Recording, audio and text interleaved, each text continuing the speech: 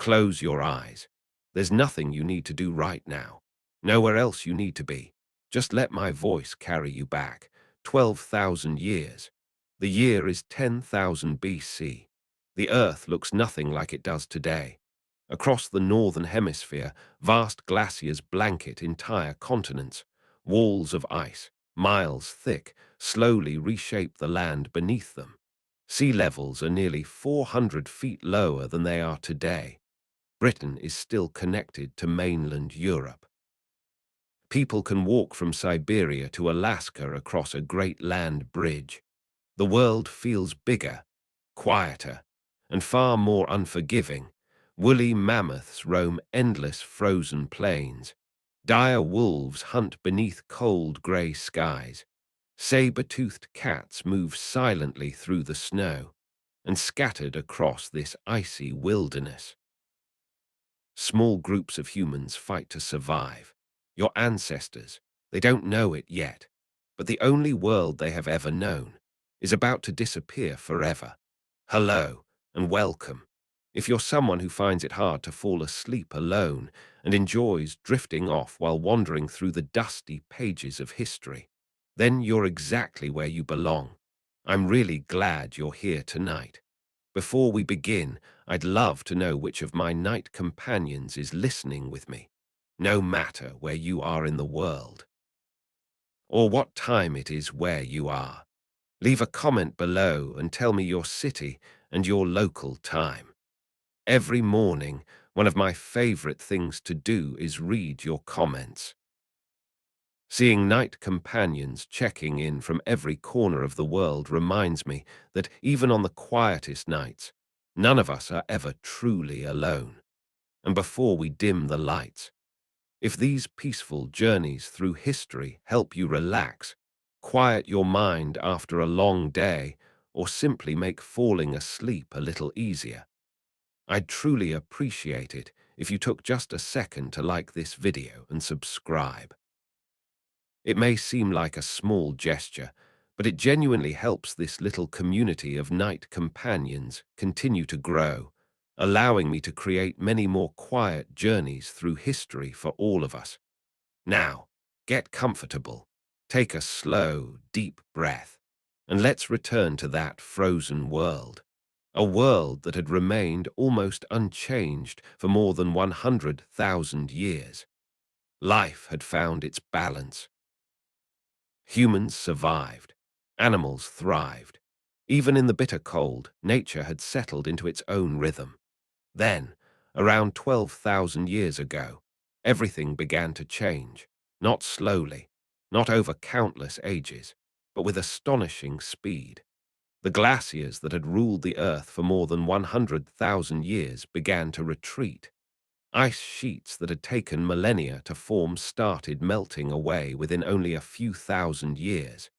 In some regions, the transformation unfolded in just a few centuries. By the standards of nature, it happened in the blink of an eye, and all of that melting ice had to go somewhere. Imagine the greatest flood in human history.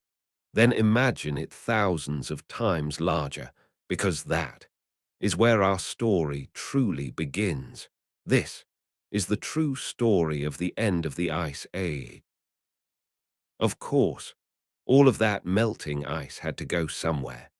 Imagine the greatest floods in human history. Now imagine them thousands of times larger. Walls of water hundreds of meters high surged across entire continents. Lakes as vast as inland seas burst through towering ice dams, releasing unimaginable amounts of water in a matter of weeks. As sea levels rose by nearly 400 feet, the broad coastal plains where humans and their ancestors had lived for thousands of years slowly disappeared beneath the waves. And in the middle of all this extraordinary upheaval, as the frozen world faded into the planet we know today, something else began to happen. The giants started to disappear, one by one. Within only a few thousand years, most of Earth's great ice age animals vanished forever.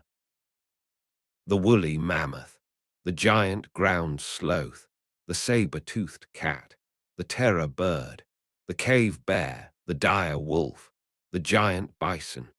Creatures that had survived for millions of years suddenly disappeared from the fossil record. In total, more than 150 species of megafauna, enormous animals that had endured countless ice ages, vanished in what scientists consider one of the largest extinction events since the asteroid that ended the age of the dinosaurs.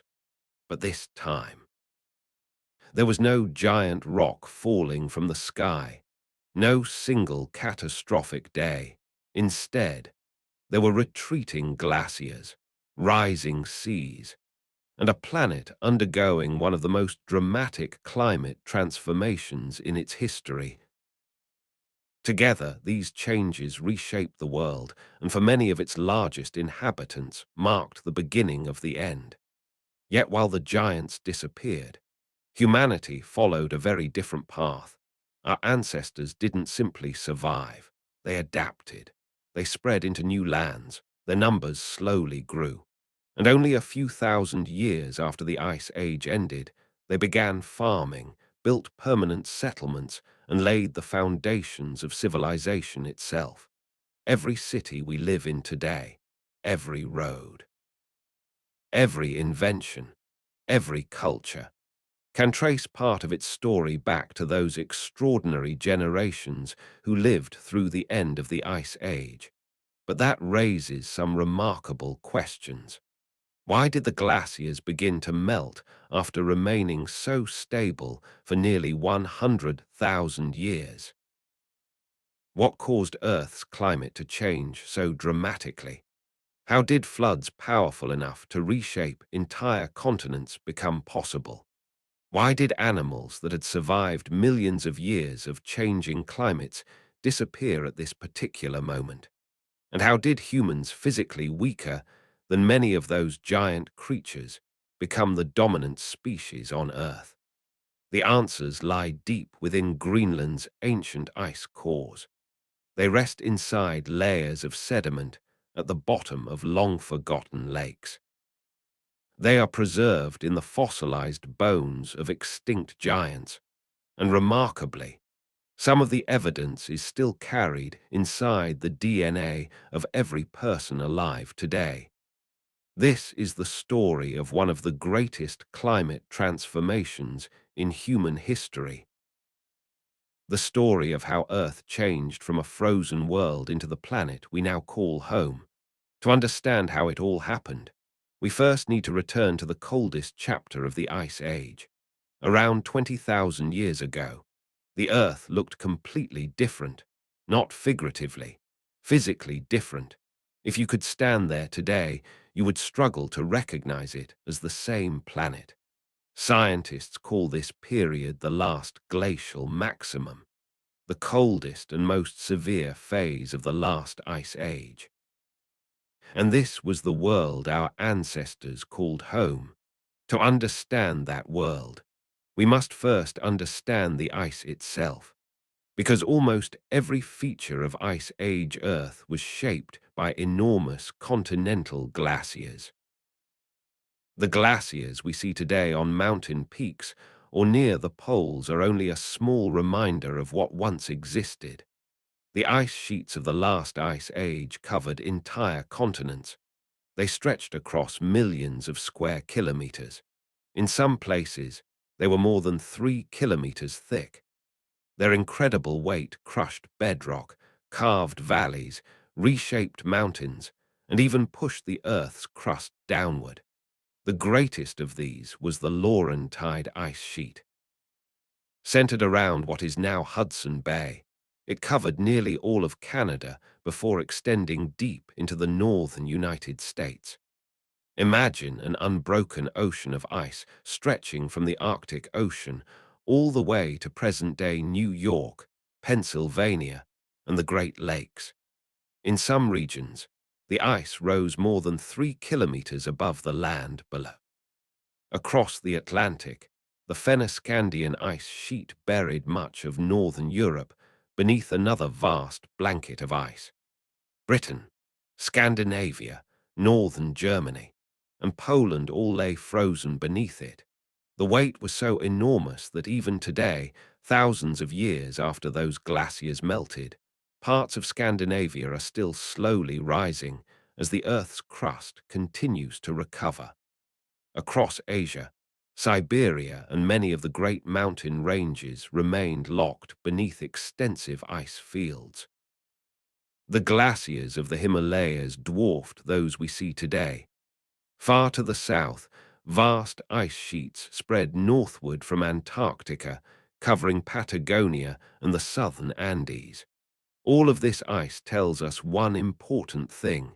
Earth's water had not disappeared. It had simply changed its address. An immense portion of the planet's freshwater was locked inside continental ice sheets instead of filling the oceans. For that reason, during the last glacial maximum, sea level stood nearly 120 meters, almost 400 feet lower than it does today. That single difference completely transformed the world's coastlines. Vast regions that now lie beneath the oceans were once dry land, and these weren't narrow strips of shoreline. They were landscapes so immense they almost resembled new continents. One of them was Beringia, the great land bridge connecting Asia and North America. But Beringia was far more than a simple crossing. Nearly 1,000 miles wide, it formed a vast ecosystem of its own, filled with unique plants, grazing animals, and predators perfectly adapted to the ice age. Far to the west, another remarkable landscape stretched between Britain and mainland Europe. Today, it rests beneath the North Sea. Scientists call it Doggerland. Back then, it was a rich plain crossed by rivers, lakes, and wetlands.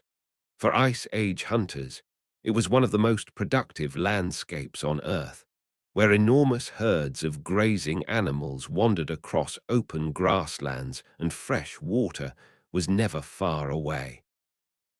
In Southeast Asia, falling sea levels revealed another enormous landmass known as Sunda. Indonesia, Malaysia, and many of the islands we know today were joined together as a single continent. Farther south, Australia and New Guinea were also connected, forming the vast landmass scientists call Sahel. The Mediterranean Sea was smaller than it is today. The Persian Gulf was not a gulf at all, but a broad river valley winding toward the ocean. In almost every direction, the map of the world looked strikingly different from the one we recognize today. But the glaciers had changed far more than the coastlines. They had transformed the climate itself. These immense ice sheets redirected winds, reshaped rainfall patterns, and altered atmospheric circulation across the entire planet. The powerful jet streams that guide modern weather had shifted much farther south. As a result, many places that enjoy mild climates today experienced conditions that truly belonged to an ice age. Even the Mediterranean coast of southern Europe endured winters that would have felt more familiar in modern Scandinavia. The Sahara was not yet the endless desert we know today. In several regions, grasslands and scattered woodlands replaced vast stretches of barren sand. Even the Amazon rainforest was different. Instead of one continuous forest, it was divided into smaller woodland regions separated by open savannas. The oceans had changed as well. Cold water pouring from melting glaciers altered major ocean currents, creating nutrient-rich seas that completely reshaped the distribution of fish, seabirds, and coastal ecosystems. Every part of nature had been pushed toward its limits. This was a world of extremes. The seasons reflected that harsh reality. Winter could last 8 or even 9 months. Temperatures often fell low enough to kill an unprotected person within only a few minutes. Summer, by contrast, was astonishingly brief. Yet during those precious weeks, life seemed to explode. Plants grew with remarkable speed. Animals fed almost constantly. They mated. They raised their young. Every living creature had only a short window to complete the most important moments of its life before winter returned once again. These extraordinary conditions created an ecosystem unlike anything found on Earth today. Scientists call it the mammoth steppe. Stretching almost continuously from Spain across northern Eurasia and into Canada, it became one of the largest biomes our planet has ever known. But don't picture the African savanna or the endless prairies of North America. This landscape was colder, drier, more open. Small clusters of hardy conifer trees occasionally interrupted the sweeping grasslands. Then, during the brief summer, the ground burst into color as wildflowers covered the plains for only a few precious weeks. When winter returned, all of that life disappeared beneath a silent world of ice and snow. Only the toughest creatures could survive there, and those creatures were truly extraordinary. The giants of the Ice Age, its megafauna, were unlike anything alive today. They were not simply modern animals wearing thicker coats. They were species that had spent hundreds of thousands of years evolving alongside the Ice Age itself. No animal represents that world better than the woolly mammoth. But thinking of a mammoth as nothing more than a furry elephant would be a mistake. It was one of nature's greatest survival specialists. Adults could stand nearly 4 meters tall at the shoulder. Their bodies were protected by 2 layers of dense fur. In some individuals, the outer hairs approached a full meter in length. Their enormous curved tusks could exceed 5 meters from end to end. Those tusks served far more than a defensive purpose. Mammoths used them as versatile tools. They swept snow aside to uncover frozen grasses beneath. They broke through thick ice to reach fresh water. And when necessary, they became powerful weapons against predators. Their social lives closely resembled those of modern elephants. Related females and their calves lived together in family herds, while mature males often wandered alone or gathered in small bachelor groups.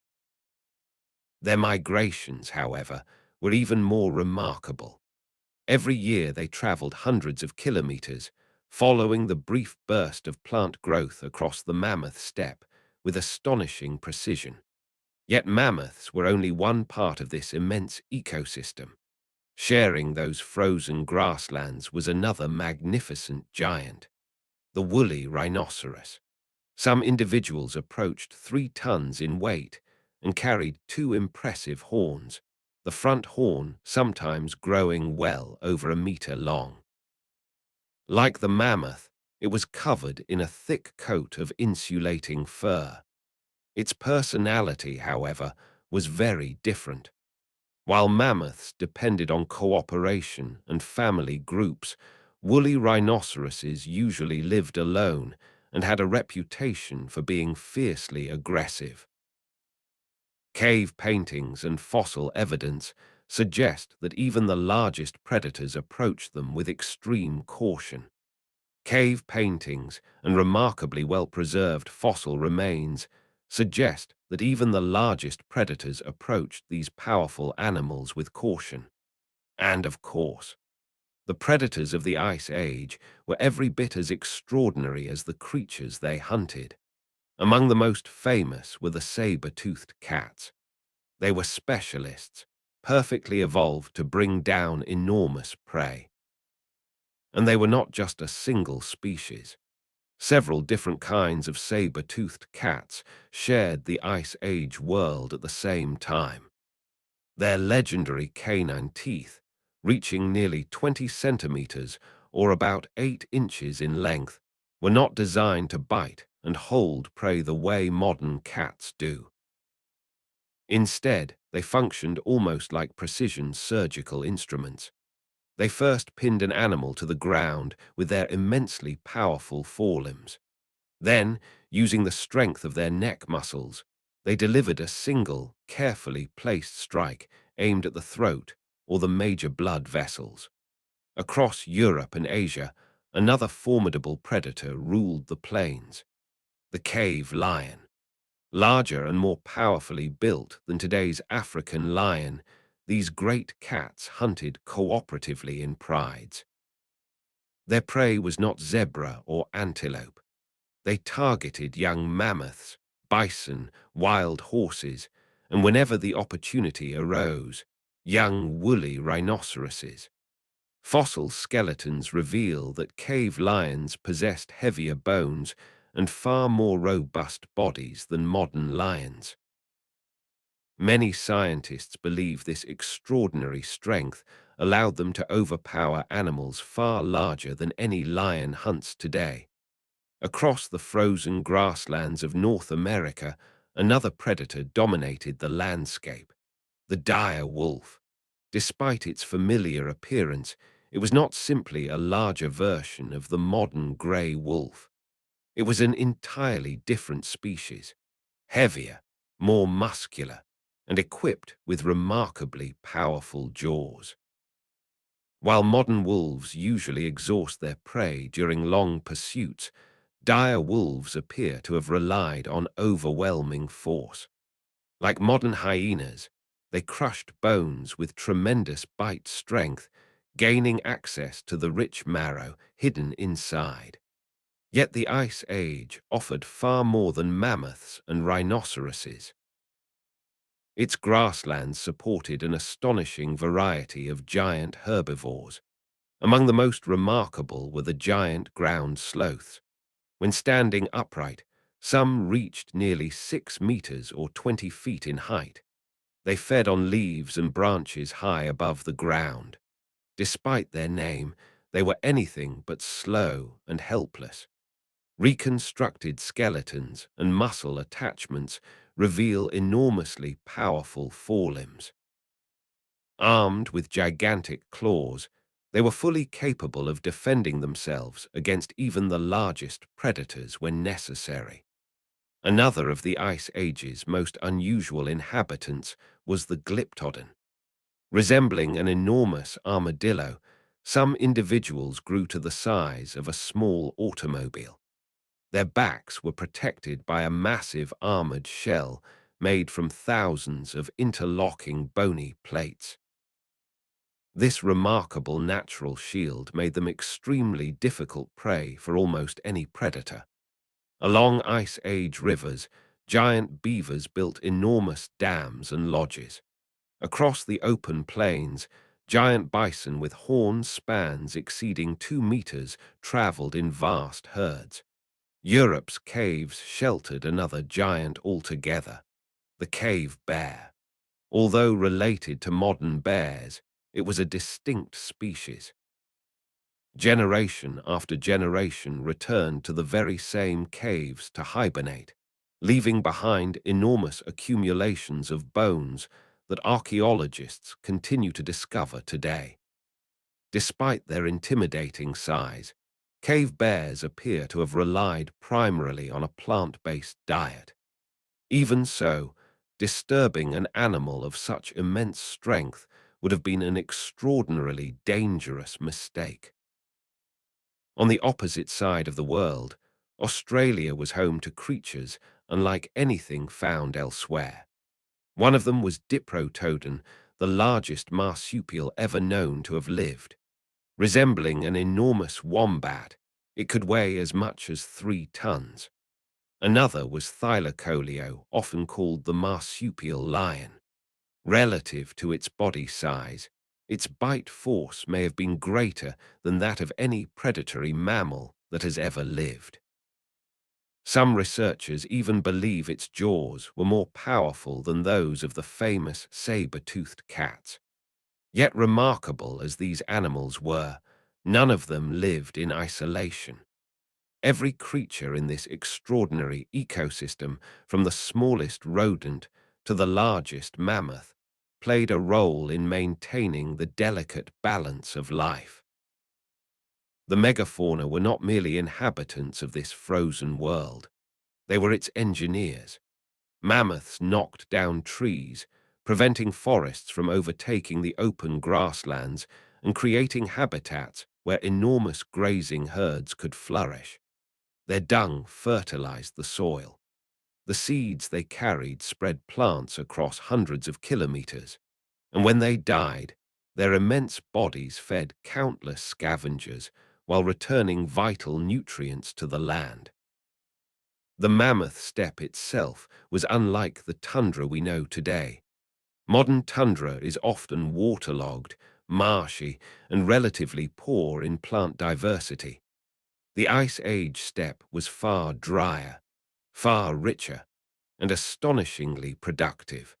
Its vegetation was abundant enough to support millions of large grazing animals at the same time.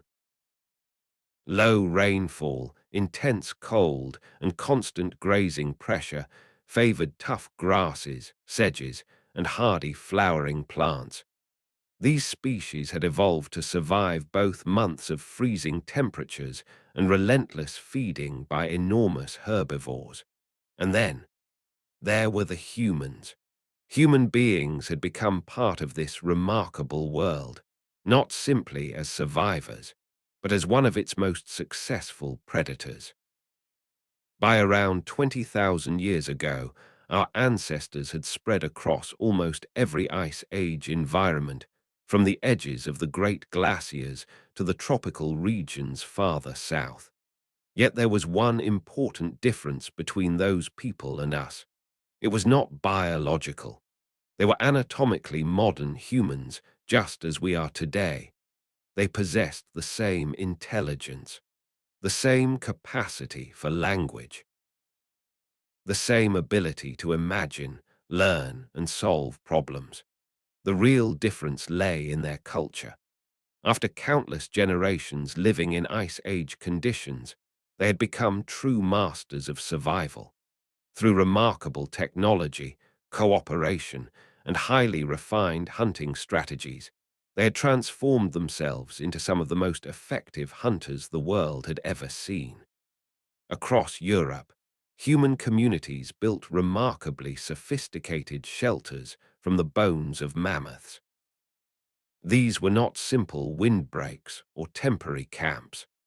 Hundreds of carefully selected mammoth bones were arranged into sturdy frameworks, then covered with animal hides and insulated with layers of earth and grass, creating homes capable of withstanding the brutal Ice Age winters. Some were large enough to shelter several families throughout an entire season. Archaeological excavations reveal central hearths, storage areas, and even separate spaces dedicated to different daily activities, suggesting lives that were far more organized than we once imagined. The technology of Ice Age people was equally impressive. Their stone spear points were crafted with such extraordinary precision that even skilled modern flint knappers often struggle to reproduce them. These people did not simply strike stones together at random. They understood exactly how rock fractured. Every blow was carefully planned, shaping the stone core through a deliberate sequence that produced weapons of remarkable efficiency while wasting very little material. Another revolutionary invention was the atlatl or spear thrower. This simple device acted as an extension of the human arm, allowing hunters to launch their spears much farther and with far greater force. A skilled hunter could send a spear nearly 100 meters, striking thick-skinned megafauna from a much safer distance. For the first time, hunting enormous animals became significantly less dangerous. People also developed specialized tools for processing the animals they caught. Scrapers designed for cleaning hides, delicate bone needles capable of sewing tightly fitted clothing, and finely crafted engraving tools used to decorate everyday objects with symbolic patterns. Each of these innovations represented knowledge refined over countless generations and carefully passed from one generation to the next. Yet perhaps the greatest breakthrough was not technological at all. It was social. Compared with their ancestors, Ice Age humans formed larger communities connected by far stronger relationships. They established trade networks stretching for hundreds of kilometers. Flint quarried from specific locations has been discovered at settlements weeks away on foot. Marine shells collected along the Atlantic coast appear deep within inland Europe. Amber from the Baltic Sea traveled all the way to communities in southern France. But these networks carried far more than physical objects. They carried ideas. A new technique developed by one group could spread across thousands of kilometers within only a single generation. A better method for preparing hides, a more effective hunting strategy, a stronger shelter design.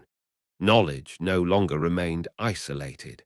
It spread rapidly, allowing communities to learn from one another and continually improve. For perhaps the first time in human history, cultural knowledge began accumulating at an unprecedented pace. Humans were advancing not only in technology, but also in thought. The cave paintings created during this period reveal extraordinary artistic ability alongside remarkably careful observations of animal behavior. The famous paintings of Lascaux and Chauvet are far more than simple drawings. They capture Ice Age animals with astonishing anatomical accuracy, conveying movement, posture, and behavior in ways that reveal just how deeply their artists understood the creatures around them. Small carved figurines, musical instruments fashioned from bone and ivory, beads, pendants. Each tells the same story. These people were not merely surviving. They were creating culture, preserving traditions, and building identities that connected one generation to the next. Artifacts discovered across different regions reinforce that picture. Each area developed its own artistic style, distinctive stoneworking techniques, and unique craft traditions. Together, they suggest that recognizable cultural identities, perhaps even the earliest forms of what we would now call ethnic groups, were gradually beginning to emerge. And remarkably, this entire way of life was extraordinarily successful. During the last glacial maximum, the global human population is estimated to have numbered in the hundreds of thousands, and perhaps even several million. People had spread across nearly every major landmass on Earth, with the only exception being Antarctica. They learned to survive everywhere from the frozen plains near the Arctic Circle to the warm tropical regions farther south. They hunted the largest and most dangerous animals on the planet, and they did so with remarkable success. Yet beneath all of those achievements lay an extraordinarily fragile balance. The giant animals of the Ice Age, the endless grasslands. Every species perfectly adapted to this frozen world. All of them depended upon a single condition. The ice had to remain, as long as the climate stayed cold, as long as the continental glaciers held their ground, as long as the mammoth steppe continued to stretch across the northern hemisphere. This world might have endured for thousands of years more. Its animals had spent hundreds of thousands of years evolving for these harsh conditions. Humans, in turn, had spent countless generations mastering the art of surviving within them. The frozen world was no longer unusual. It was simply home. No one living 20,000 years ago remembered a different climate. Their parents, their grandparents, and hundreds of generations before them had known only this world of ice. Every skill they possessed, every animal they hunted, every plant they gathered, every part of their lives had been shaped by the frozen earth around them. But deep within the ancient ice cores of Greenland, deep within Greenland's ancient ice cores, within the layers of sediment resting at the bottom of long-forgotten lakes, and inside the annual growth rings of trees that died thousands of years ago, the first signs of an enormous transformation had already begun to appear. At first, they were almost impossible to notice. A subtle shift in the way sunlight was distributed across the Earth, small changes in atmospheric circulation, gradual adjustments in the direction of major ocean currents. Taken individually, none of these changes seemed especially important, but together, they marked the beginning of one of the greatest transformations in Earth's history, a change so rapid, so immense, and so profound, that it would eventually erase the Ice Age world forever and reshape the planet into something entirely new. The frozen world that had seemed eternal was about to reveal that it had never been permanent at all, and every creature perfectly adapted to that harsh environment, humans included, would soon face a challenge unlike anything their ancestors had ever experienced. The Great Thaw had begun. Around 20,000 years ago, modern humans were the last surviving members of a once diverse family of human species. They had spread across nearly every continent, from the southern reaches of Africa to the frozen grasslands of Siberia. They spoke complex languages, crafted sophisticated tools, and maintained social networks that stretched across vast distances. They had become almost perfectly adapted to life in the Ice Age. And then, everything began to change. The first signs were subtle.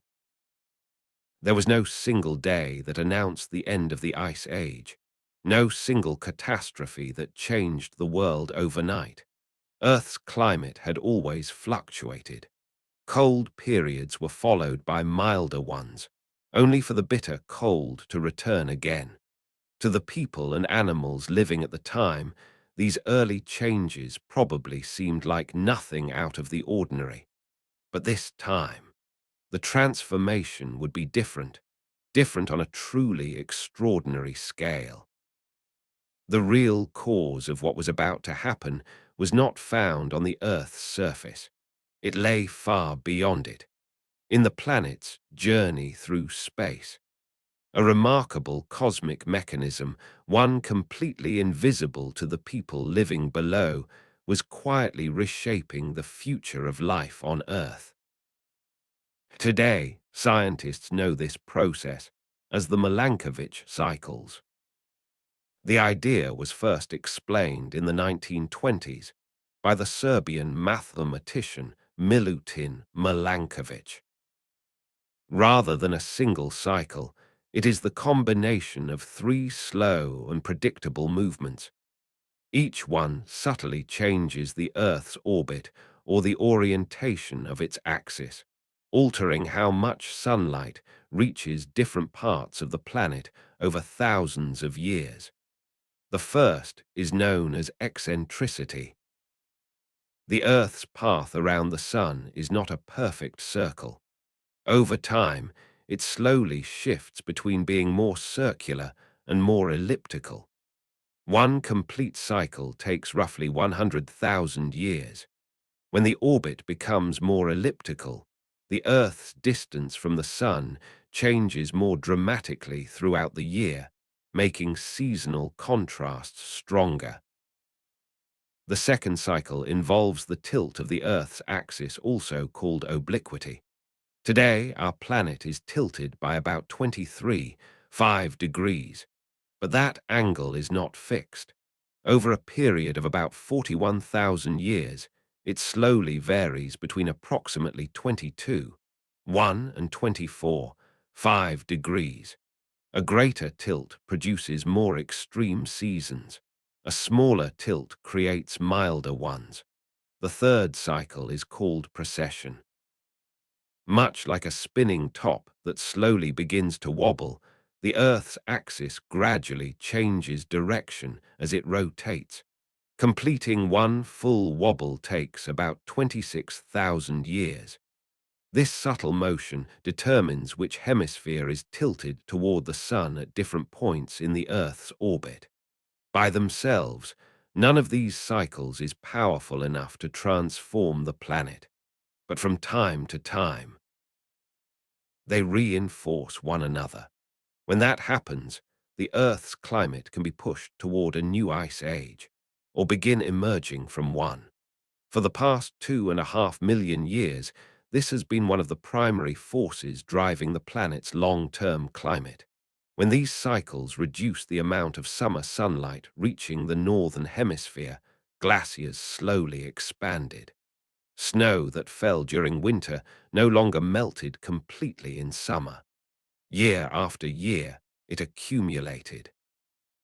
The weight compressed it into solid ice, and over thousands of years, that ice grew into colossal sheets covering much of the northern continents. But the Milankovitch cycles never stop. They continue their slow, relentless motion. Eventually, the balance began to shift. Northern Hemisphere summers started receiving just a little more sunlight. Temperatures increased only slightly. Yet sometimes, the smallest changes produce the greatest consequences. Around 19,000 years ago, that is exactly what happened. The Earth's orbit had reached a position that allowed more summer solar energy to reach the northern hemisphere. The increase was surprisingly modest. Compared with the coldest part of the Ice Age, it amounted to only about 5% more summer sunlight. But even that was enough. After growing for nearly 100,000 years, the great continental ice sheets finally stopped advancing. The immense walls of ice that had slowly pushed south across entire continents no longer moved forward.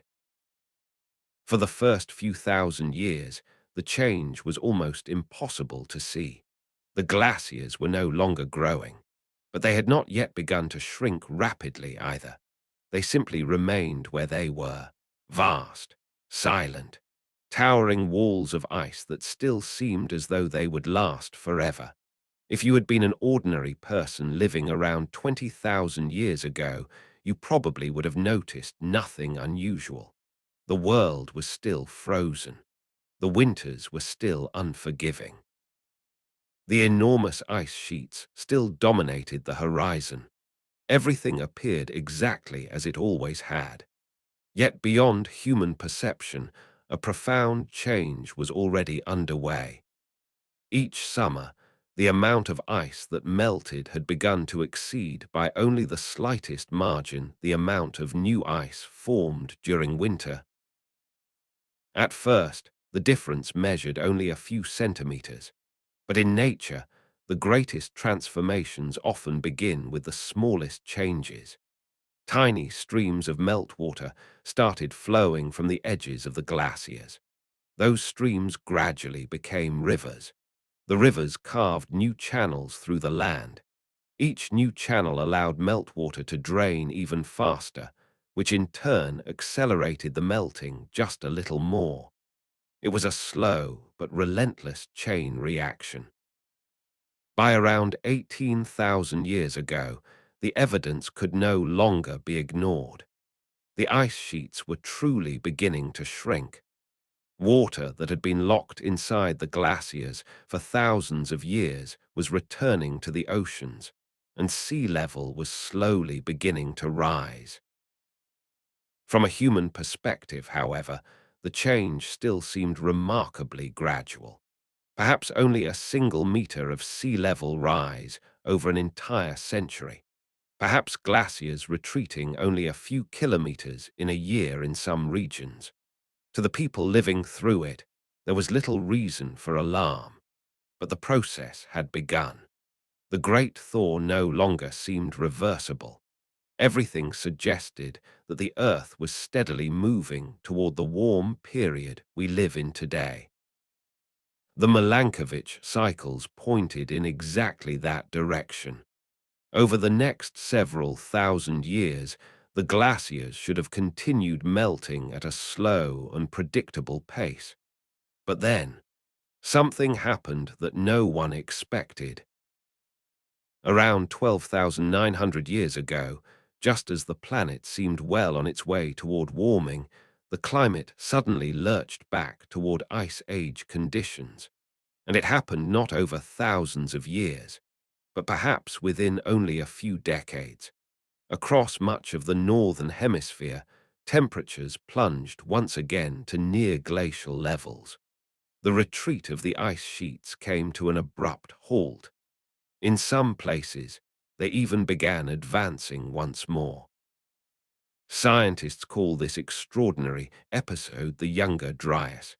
Its name comes from Dryas octopetala, a small Arctic wildflower whose pollen suddenly reappears in sediment layers from that period.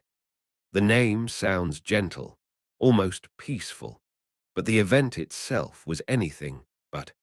The Younger Dryas was a genuine global climate shock.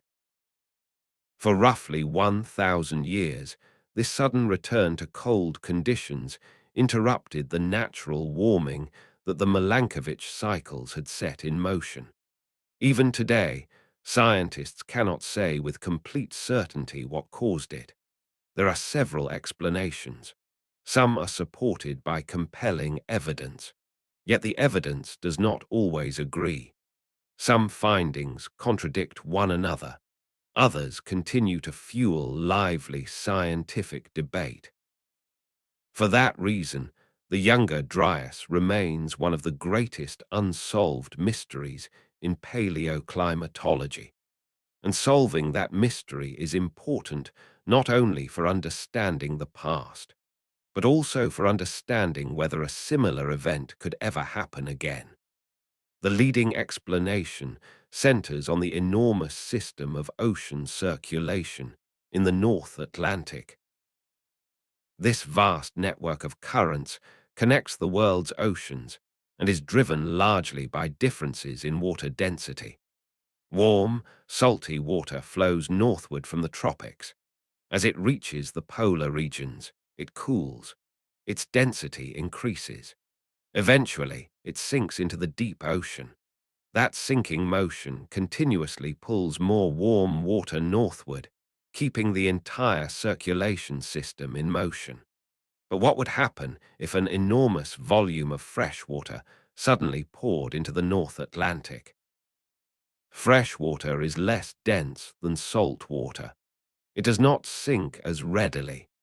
If enough fresh water entered the ocean, it could weaken or even temporarily shut down this immense circulation system. That is precisely what the leading hypothesis proposes. At the beginning of the Younger Dryas, a colossal glacial lake occupied the heart of North America. Scientists know it as Lake Agassiz, and this was no ordinary lake. At its greatest extent, Lake Agassiz covered an area larger than all of today's Great Lakes combined. The volume of water it contained exceeded that of every lake on Earth today added together. And this immense body of fresh water was held back by a colossal wall of glacial ice. According to the leading theory, as the ice sheets continued to melt, this natural dam gradually weakened. Then, around 12,900 years ago, it suddenly failed. Within weeks, or perhaps only a few months, the waters of Lake Agassiz surged into the North Atlantic. Imagine hundreds of thousands of cubic kilometers of fresh water pouring into the ocean almost at once. The resulting flood would have dwarfed every great flood story in human history.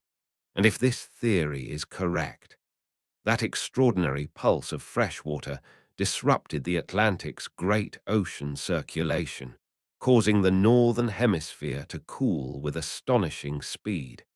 But there is a problem. The evidence does not fit together perfectly. Some sediment cores recovered from the North Atlantic clearly indicate a massive influx of fresh water at exactly this time. Others do not. Even more puzzling, some studies suggest that Lake Agassiz may have drained into the Atlantic before the Younger Dryas actually began. Because of these uncertainties, some researchers have proposed far more extraordinary explanations. In the early 2000s, a group of scientists introduced an idea that sounded almost like science fiction: an asteroid, or perhaps a fragmented comet. Within sediment layers dating to the beginning of the Younger Dryas, they identified several unusual materials: tiny nanodiamonds that can form under extreme heat and pressure, unusually high concentrations of platinum, small droplets of melted rock, and crystals of hexagonal diamond, a rare form believed to form during exceptionally high-energy impacts. According to this hypothesis, around 12,900 years ago, a large comet or asteroid entered Earth's atmosphere, broke apart, and exploded above the massive ice sheets covering North America. The explosions rapidly melted enormous quantities of ice. They ignited widespread wildfires across the continent. Dust and debris thrown high into the atmosphere blocked sunlight, triggering a sudden return to colder conditions. Yet this idea remains highly controversial. Many scientists argue that these unusual materials can be explained without an impact. Nanodiamonds may also form during intense wildfires. Elevated platinum levels could have been produced by volcanic eruptions. Some crystals once identified as impact-generated hexagonal diamonds may simply be ordinary terrestrial minerals that were misclassified. Even so, the impact hypothesis has not been dismissed. Each year brings new discoveries. Possible impact markers have now been reported from sediment layers on several different continents. Evidence of widespread fires dating to the same period has also been found across North America, and there is another intriguing coincidence. The disappearance of many large Ice Age mammals closely overlaps with the beginning of the Younger Dryas. Another explanation points toward powerful volcanic eruptions. Some researchers suggest that major eruptions in Iceland, Indonesia, or Central America may have injected enormous amounts of ash and sulfur dioxide into the atmosphere, temporarily cooling the planet. But perhaps the greatest mystery of the Younger Dryas lies elsewhere. Perhaps none of these explanations is entirely wrong. Perhaps there was never a single cause. Instead, several extraordinary events may have unfolded within a relatively short period of time. The Milankovitch cycles had already placed Earth's climate in a fragile state. The glaciers were melting. Lake Agassiz may have emptied into the ocean. A possible cosmic impact may have destabilized the system even further. Large volcanic eruptions may have reinforced the cooling. All of these events could have overlapped within only a few centuries, or perhaps even a few decades, whatever the ultimate cause. Once the Younger Dryas began, nature activated a series of powerful feedback mechanisms that accelerated the changes even further. And this is where climate science becomes truly unsettling, because it reminds us that once certain tipping points are crossed, the Earth can change far more quickly than we might expect. One of the most important of these processes is known as the ice albedo feedback. Fresh snow and clean ice appear white because they reflect a large portion of the sun's energy back into space. Scientists call this the albedo effect.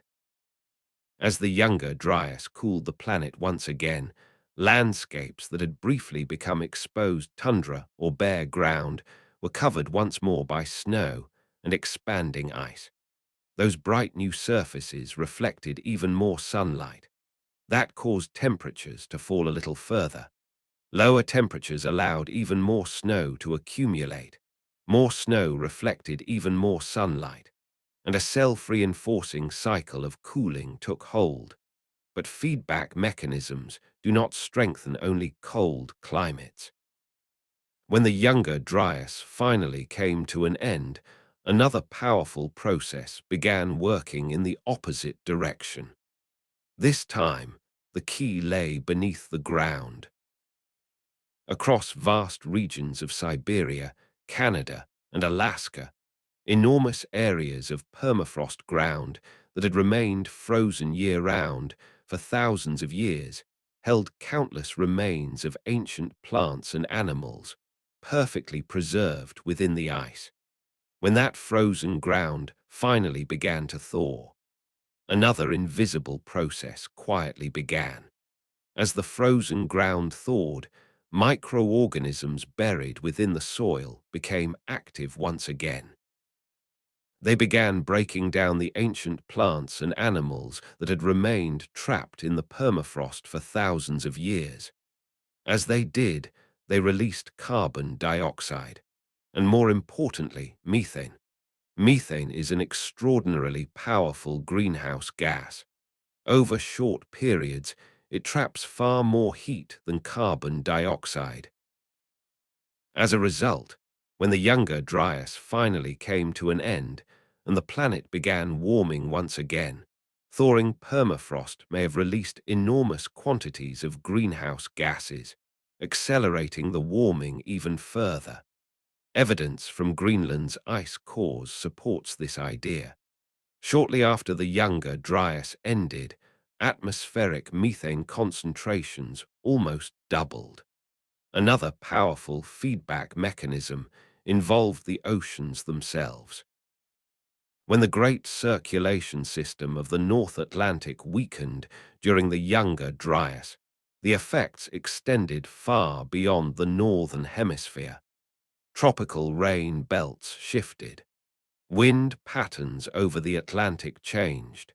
Even the great monsoon systems of Asia and Africa were affected. Then, as the Atlantic circulation gradually recovered, these systems shifted once again.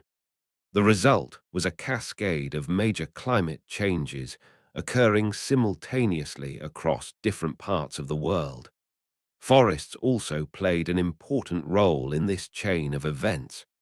As temperatures fell, forests retreated across many regions, giving way to tundra and open grasslands. Because trees are darker than grasses or snow-covered ground, forests absorb much more of the sun's energy, helping warm the landscape around them. When forests disappeared, that natural warming effect disappeared as well. Later, when the climate began warming again, the opposite occurred. Forests expanded rapidly. Their dark canopies absorbed more sunlight, reinforcing warming at the regional scale. None of these processes acted alone. Each influenced the others, forming an intricate web of interactions that constantly reshaped the climate. Climate scientists refer to these critical thresholds as tipping points. Once they are crossed, change begins feeding itself, and reversing it becomes extraordinarily difficult. Perhaps the most unsettling realization is this. Even today, scientists cannot say with complete confidence exactly where every tipping point lies. or precisely what conditions are required to trigger one.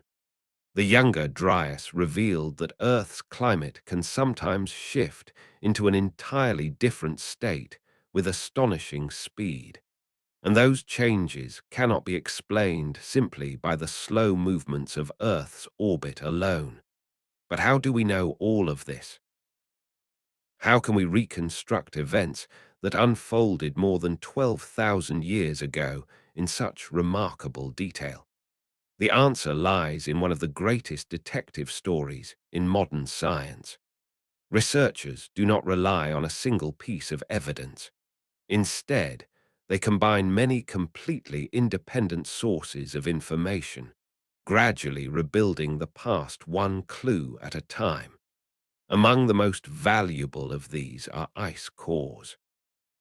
Scientists drill deep into the ice sheets of Greenland and Antarctica, extracting long cylindrical columns of ice that preserve an uninterrupted record of ancient climates.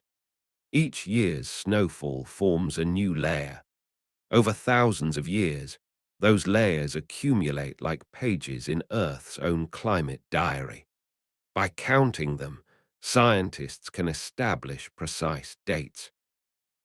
By analyzing the chemistry of the ice itself, they can estimate past temperatures. Tiny bubbles of ancient air trapped inside the ice preserve actual samples of Earth's atmosphere from thousands of years ago. Those bubbles allow researchers to measure greenhouse gas concentrations directly. They also record traces of volcanic ash, atmospheric dust, and many other major environmental events. The Greenland ice cores reveal just how abruptly the Younger Dryas began. Some evidence suggests temperatures may have fallen by as much as 15 degrees Celsius within only a few years.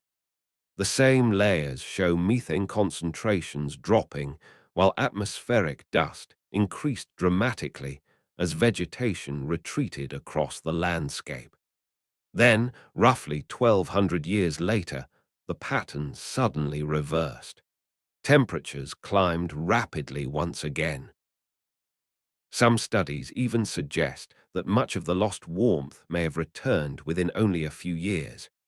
Another invaluable source of evidence lies beneath the bottoms of lakes and oceans. Year after year, thin layers of sediment settle onto the seafloor. Within those sediments are pollen grains, microscopic organisms, chemical signatures, and sometimes the remains of much larger forms of life. Together, these natural archives reveal how ecosystems responded as the climate changed. Pollen records from Europe, for example, show that temperate forests disappeared within only a few decades during the Younger Dryas, replaced by Arctic tundra. Pine forests that had begun spreading northward suddenly vanished. In their place appeared dwarf willows and other plants adapted to severe cold. Sediments from the ocean floor tell another part of the story. The shells of microscopic marine organisms preserve oxygen isotopes that allow scientists to reconstruct ancient ocean temperatures and salinity. Using these records, researchers can determine when circulation in the North Atlantic weakened, when fresh water entered the ocean, and how quickly those changes spread across the globe. Even caves preserve remarkable climate records. Over thousands of years, stalactites and stalagmites grow layer by layer as mineral-rich water drips from cave ceilings. Each layer records subtle changes in rainfall and temperature. Some cave formations in China have revealed, in extraordinary detail, how the Asian monsoon shifted during the Younger Dryas. They demonstrate that this was not merely a regional event, it was a truly global climate transformation. In recent years, scientists have gained yet another powerful tool: ancient DNA. fragments of genetic material preserved in permafrost, lake sediments, and even the frozen tissues of Ice Age animals allow researchers to identify which species lived in particular places at different moments in time. Migration routes. Population increases and declines. Even aspects of ancient diets can now be reconstructed. DNA recovered from woolly mammoths has revealed a fascinating discovery. Their populations had already begun declining before the Younger Dryas even started. The initial phase of warming may already have placed them under increasing pressure. Then came the sudden return of intense cold, followed by another rapid warming. Together, these dramatic climate swings may have delivered the final blow from which the species never recovered. Tree rings provide another remarkably precise climate record. Ancient tree trunks preserved in lakes and wetlands record each year's growth in a sequence of annual rings. During the Younger Dryas, those rings become noticeably thinner, reflecting harsher growing conditions. When the cold period finally ended, the rings quickly widened again, showing that forests responded with remarkable speed as warmer conditions returned. Archaeology completes the final pieces of this extraordinary puzzle. Human settlements changed dramatically during this period. In the Near East, communities that had spent countless generations living as nomadic hunter-gatherers began establishing permanent villages near the end of the Younger Dryas. Many researchers believe that rapidly changing climates reduced the reliability of wild food resources, encouraging people to cultivate plants rather than simply gather them. It was a decision that would ultimately change the course of human history forever. In North America, the Clovis culture, famous for its masterfully crafted spear points, disappears from the archaeological record at the boundary of the Younger Dryas. In its place, entirely new cultural traditions emerged, bringing different technologies and different ways of life. When all of these lines of evidence are brought together, a remarkably detailed picture of the transition from the Ice Age to the modern world begins to emerge. But it is anything but peaceful. The Earth did not change slowly or smoothly. Instead, it was chaotic, violent. The climate repeatedly swung between dramatically different states, and in truth, the greatest transformation had not even begun. Around 11,700 years ago, the Younger Dryas finally came to an end. But warming did not simply resume, it accelerated. Almost every feedback mechanism that had temporarily slowed during the Younger Dryas switched back on at nearly the same time. The immense ice sheets, which had remained relatively stable for more than 1,000 years, now began breaking apart at a pace unmatched anywhere in the previous 100,000 years. Permafrost thawed once again, releasing enormous quantities of greenhouse gases into the atmosphere. The weakened ocean circulation strengthened, reshaping global climate systems once more. The Earth was preparing to transform faster than it had at any other point during the last ice age. And at the very center of this transformation stood the unstable continental ice sheets themselves, cracking from within, breaking apart, preparing to unleash some of the greatest floods human history would ever witness. The true catastrophe was only beginning, because when continental ice sheets begin to melt, billions of tons of frozen water do not simply trickle away. Around 14,000 years ago, as temperatures first began rising from the coldest phase of the Ice Age, the colossal ice sheets that had blanketed the northern hemisphere for nearly 100,000 years started to collapse. This was not a slow or orderly process. It was sudden, violent, powerful enough to reshape entire continents, and it would permanently transform the world that humans had always known.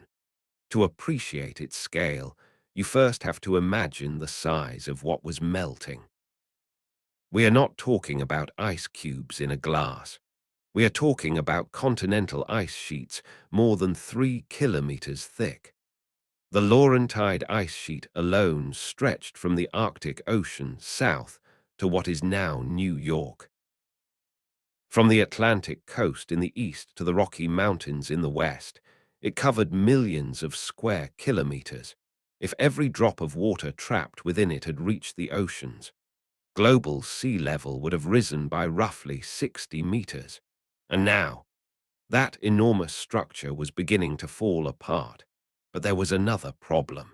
As the glaciers expanded over thousands of years, they had carved the land beneath them like gigantic bulldozers.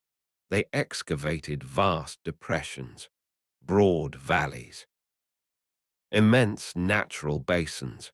Ancient river systems that had existed for millions of years were diverted.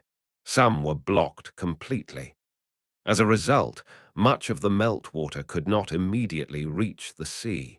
Instead, it began to accumulate, first in small ponds, then in enormous lakes, until unimaginably large bodies of fresh water spread across the landscape. And those lakes were held back by only one thing: the same melting walls of ice that were slowly collapsing around them. The largest of them all was glacial Lake Agassiz. Even if you combined all 5 of today's Great Lakes into one, they still would not equal the greatest size reached by Lake Agassiz. This immense inland sea covered much of what is now Manitoba, Ontario, Saskatchewan, North Dakota, and Minnesota. It stretched for roughly 1,100 kilometers. In some places, it reached 400 kilometers across.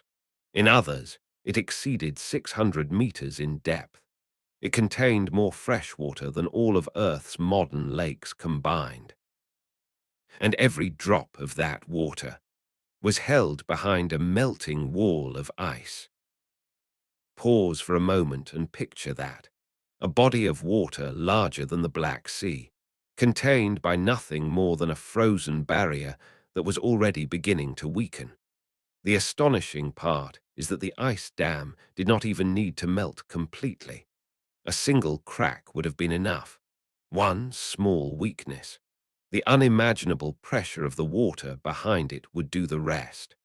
Around 13,000 years ago, that is exactly what happened. A fracture opened along the southern edge of the ice sheet. What followed was nothing short of apocalyptic. Perhaps it began with an unusually warm summer, or perhaps with an earthquake triggered as the continent slowly rebounded from the tremendous weight of the retreating glaciers. Whatever the cause, the first crack appeared. The instant it opened, billions of tons of water surged toward it with overwhelming force. Within minutes, a narrow fracture became a gigantic breach. Within hours, a catastrophic torrent powerful enough to carry house-sized blocks of ice was racing across the landscape. Within days, much of the ice dam had collapsed completely. Lake Agassiz did not simply drain. It exploded. Water burst outward with a force beyond anything in ordinary human experience. For comparison, today, the Mississippi River carries roughly 17,000 cubic meters of water every second. During one of Lake Agassiz's great outburst floods, the flow may have reached 25 to 50 times that amount, and it continued for weeks. For those few catastrophic weeks, the flood may have discharged more water than all of the world's major rivers combined. The torrent carved entirely new valleys hundreds of meters deep through solid bedrock. transporting boulders the size of buses across distances of hundreds of kilometers. It stripped away fertile soils that had taken thousands of years to form. Much of the rugged, scoured landscape visible today across the Canadian Shield still bears the scars of that catastrophe. For the people living in the path of those floods, escape was almost impossible. There was no warning, no time to prepare, only an unstoppable wall of water and shattered ice sweeping away everything before it. But the disaster did not end where the floodwaters passed. Eventually, that immense volume of fresh water had to reach the oceans. Much of the water rushed south through the Mississippi Valley before emptying into the Gulf of Mexico. Other outburst floods followed different routes, flowing east through the Great Lakes and eventually reaching the Atlantic Ocean by way of the St. Lawrence River. Still others surged northward into the Arctic Ocean. Each event released billions of tons of fresh water into the oceans over timescales that, in geological terms, were little more than the blink of an eye. And Lake Agassiz was only one of many. Across the northern hemisphere, similar glacial lakes were constantly forming, filling, and eventually draining in catastrophic floods.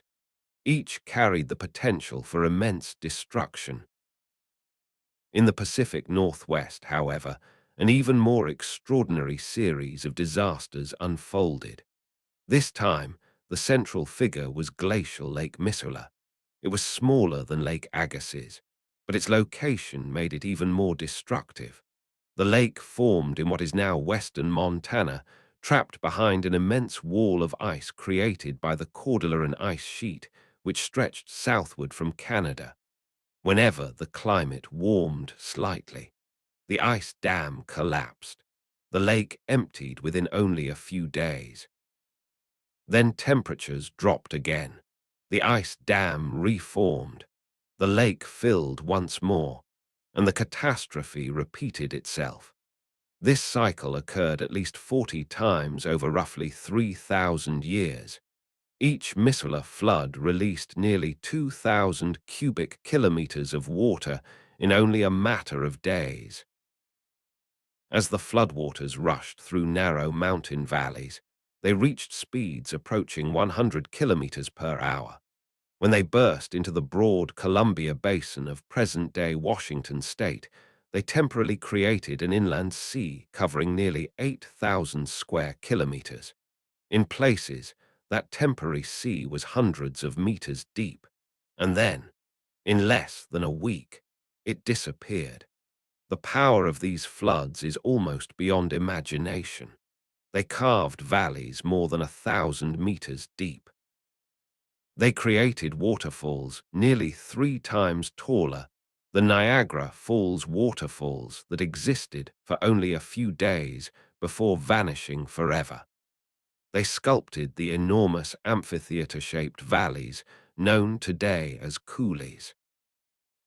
These landscapes were so immense that early geologists struggled to explain how they could possibly have formed. The floods carried house-sized boulders for hundreds of kilometers. They created the extraordinary rocky landscape now known as the channeled scablands of Washington state, a place that still looks almost alien even today. For the people who lived there, each flood would have been an apocalypse. Imagine a wall of water nearly 120 meters high appearing on the horizon, moving as fast as a galloping horse, filled with gigantic blocks of ice, massive boulders, and entire forests torn from the ground. There was no higher hill to reach, no possibility of outrunning it, nowhere to hide. Communities that had lived in the same region for generations could disappear in a single day, leaving behind perhaps nothing more than a few stone tools that archaeologists would uncover thousands of years later beneath layers of flood sediment. Yet these colossal glacial floods tell only part of the story. Yes, they were unimaginably destructive, but they were also temporary. The greatest transformation was unfolding much more slowly, and its effects would last forever. The seas were rising. Water that had remained locked inside continental ice sheets for nearly 100,000 years was gradually returning to the oceans. The rise did not occur at a constant pace. It slowed during some periods, accelerated during others, depending on how quickly the glaciers melted. But the overall trend never changed. Sea level continued climbing relentlessly. Between roughly 20,000 and 8,000 years ago, global sea level rose by about 120 meters. At first, that number may not sound especially dramatic, but its true meaning is astonishing. Imagine adding enough water to cover the world's coastlines by the height of a 40-story building. That is what happened. Low-lying shores, river mouths, delta plains, islands, peninsulas, and nearly every flat coastal landscape slowly disappeared beneath the sea. This was not a single catastrophic event. It unfolded gradually over countless generations. Each generation may have witnessed only a few meters of change, but after only a handful of human lifetimes, the landscapes people had known as children had vanished completely. To those living through it, the world must have seemed to disappear in slow motion. The richest hunting grounds, the most productive fishing waters, the best coastal areas for gathering wild plants. One after another, they slipped beneath the rising sea. Each generation was forced to move a little farther inland, leaving behind ancestral homes. Learning once again how to survive in landscapes that were often less abundant than the ones they had lost. One of the most striking examples of this vanished world is Doggerland. Today it lies completely beneath the North Sea. It is considered one of the greatest lost landscapes in all of prehistoric human history. For much of the Ice Age, the North Sea did not exist as we know it today. Instead, Britain was connected to continental Europe by an enormous expanse of land.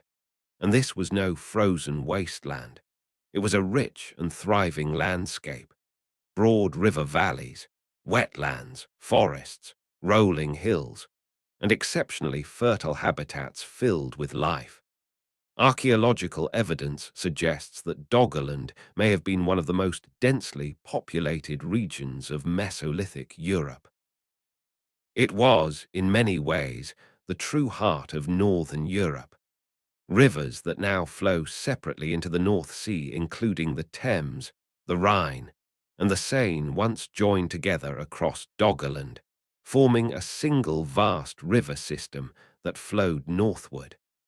The surrounding shallow seas supported extraordinarily rich fisheries. On land, red deer wandered through the forests alongside wild horses and massive wild cattle. For thousands of years, it was a landscape that seemed destined to endure, but the sea had already begun its slow, unstoppable advance. For the people who lived there, it was one of the richest landscapes on Earth. Then the sea began to rise. At first, the change was almost imperceptible. The shoreline retreated a little farther inland. Small islands began appearing in places where there had once been hills. River mouths slowly changed shape. But by around 10,000 years ago, Doggerland was shrinking in ways that people could no longer ignore. High ground was becoming isolated islands. River valleys were turning into narrow sea channels. Communities that had once lived deep within the continent suddenly found themselves struggling to survive along an ever-narrowing coastline. By around 8,000 years ago, only a handful of larger islands remained. Archaeological evidence from this period suggests that people desperately tried to adapt. They built more sophisticated boats. They relied increasingly on fishing. They began hunting marine mammals. But no matter how resourceful they became, they could not defeat the rising sea. Around 6,200 years ago, Doggerland may have suffered its final catastrophe. Off the coast of Norway, an enormous underwater landslide known today as the Storegga Slide triggered a massive tsunami. The last low-lying islands of Doggerland were likely struck by these powerful waves. Communities that had managed to survive the gradual rise of the sea may have disappeared within only a matter of hours. Within a few generations, Doggerland was gone. Britain had become an island. The North Sea had reached much of its present shape. An entire world that had supported human life for thousands of years now survived only beneath layers of sediment on the seafloor. Today, we know Doggerland ever existed largely because of what fishermen accidentally bring up in their nets: mammoth tusks, stone tools, pieces of worked wood, silent witnesses from a world that no longer exists. And this story was not unique to Europe. The same transformation was unfolding across many other parts of the planet. Consider Beringia. For much of the Ice Age, this enormous land bridge connected Asia and North America. At its greatest extent, it stretched nearly 1,600 kilometers from north to south, forming vast grasslands between Siberia and Alaska. The first people to enter the Americas crossed these plains on foot, following herds of mammoths and bison into an entirely new continent. But as sea levels continued to rise, Beringia also began to disappear. Its southern coastlines vanished first. Migration routes became narrower. Then the central portions of the land bridge were flooded as well. By around 11,000 years ago, only a narrow strip of land remained. By roughly 10,000 years ago, even that had vanished. The Bering Strait had formed. For the first time in nearly 100,000 years, Asia and North America were completely separated. The consequences for human history were profound. Communities that had remained connected for thousands of years were now divided by nearly 80 kilometers of open water.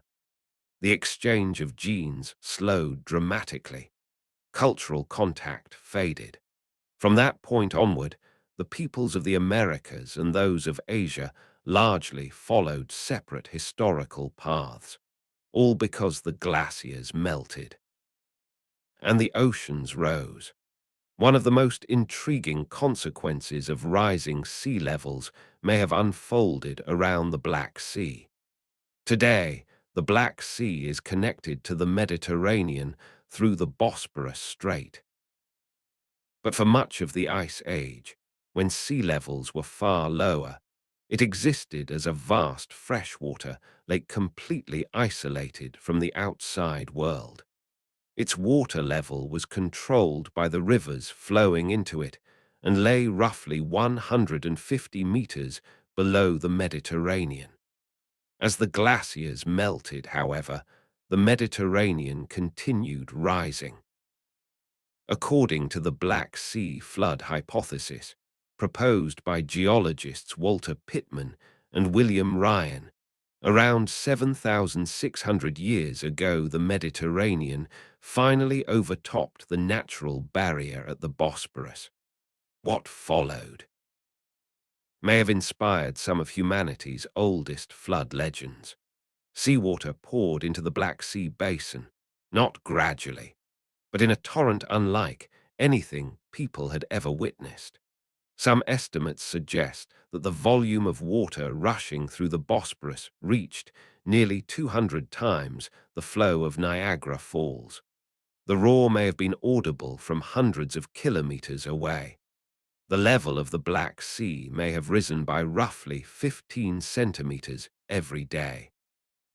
Across low coastal plains, the shoreline advanced by more than a kilometer each day.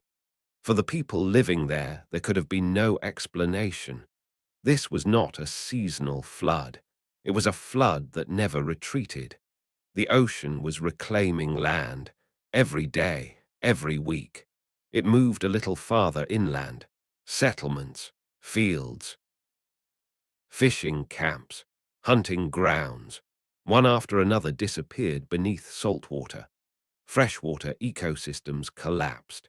Entire ways of life began to unravel. The process may have continued for at least a year, perhaps several. Eventually, the Black Sea reached something close to its modern level. Nearly 160,000 square kilometers of land, an area roughly the size of present-day Georgia, had vanished beneath the water. Archaeological evidence also indicates that many settlements in the region were abandoned rapidly during this period, while populations migrated into surrounding areas. Some researchers believe this catastrophe left such a deep impression on human memory that it gradually evolved into the great flood stories preserved by later civilizations. The Epic of Gilgamesh. The story of Noah's flood. The flood of Deucalion in Greek mythology. Perhaps each preserves a distant cultural memory of a time when the sea suddenly rose and swallowed the world people knew. The details of this hypothesis remain actively debated today, but one fact is not. As the Ice Age came to an end, rising seas transformed far more than coastlines. They permanently reshaped the human world. Across the globe, coastal communities faced the same slow-moving fate. The oceans continued to rise. Their homes disappeared beneath the water, one generation at a time. Today, we measure sea level rise in only a few millimeters each year. By comparison, the rise in sea level at the end of the Ice Age was fast enough for a single human lifetime to witness. Imagine spending your childhood in a settlement near the coast, the beaches where you walked every day, the estuaries where you fished, the shorelines where you hunted.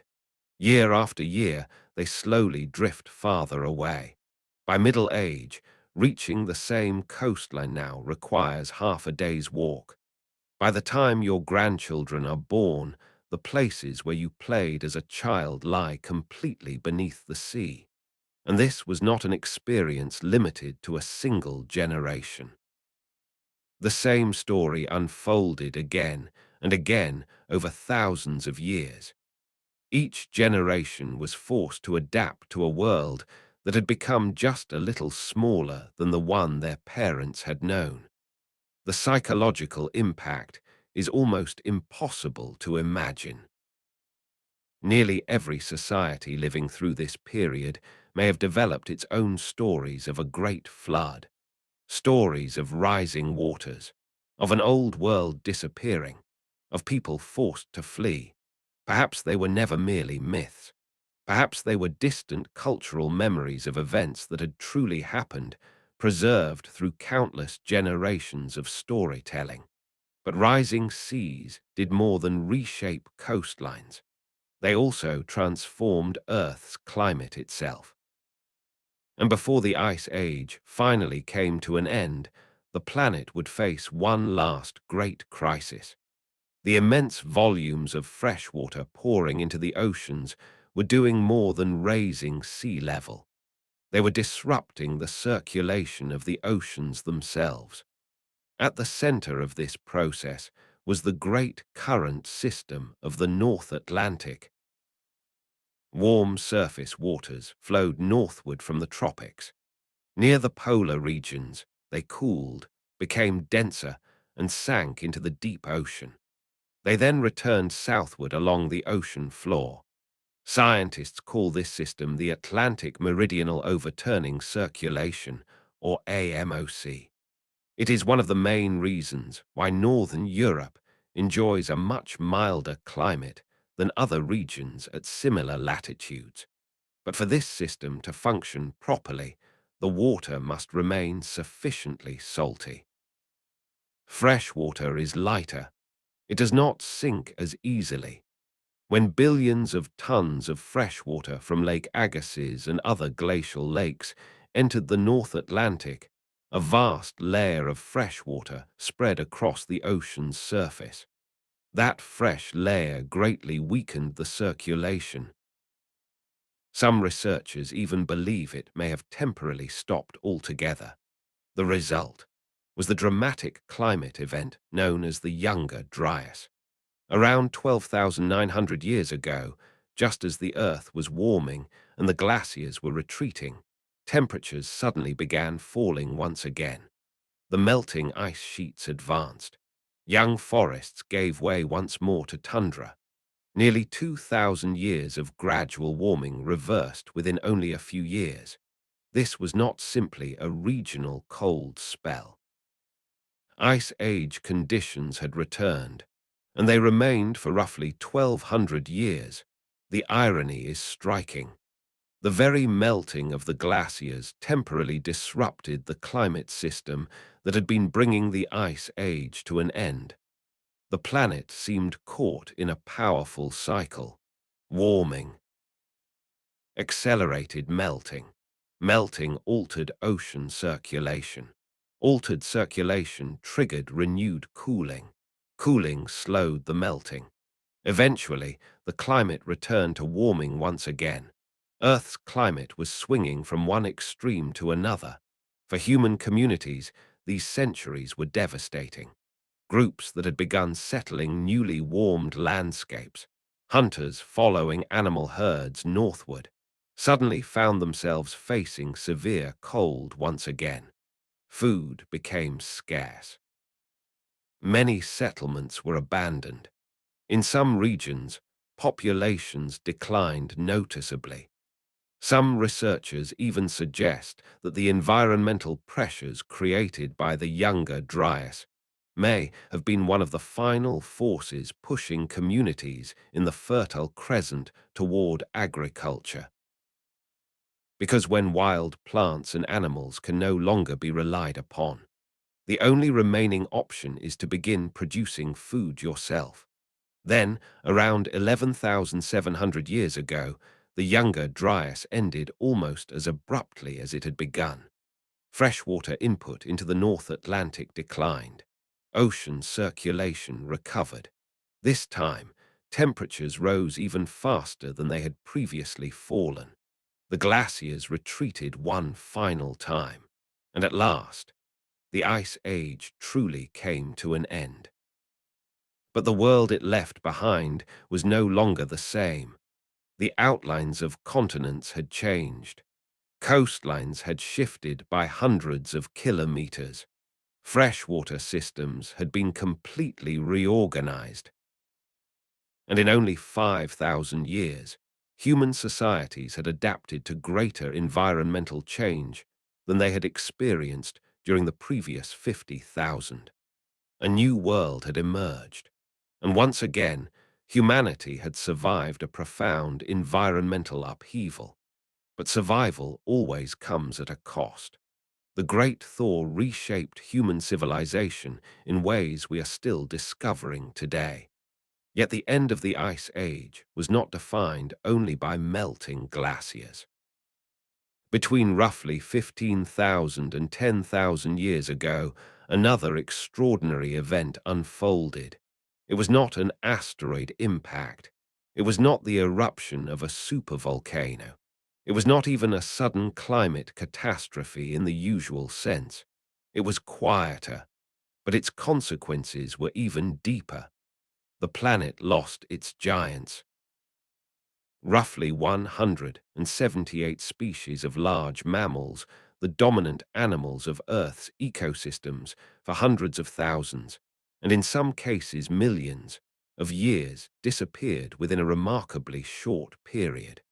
Woolly mammoths that had survived multiple ice ages, mastodons that had roamed North America for millions of years, elephant-sized giant ground sloths, saber-toothed cats that had perfected the art of ambush hunting, cave lions larger than any big cat alive today, dire wolves, giant beavers the size of bears, short-faced bears capable of standing nearly 3.5 meters tall on their hind legs.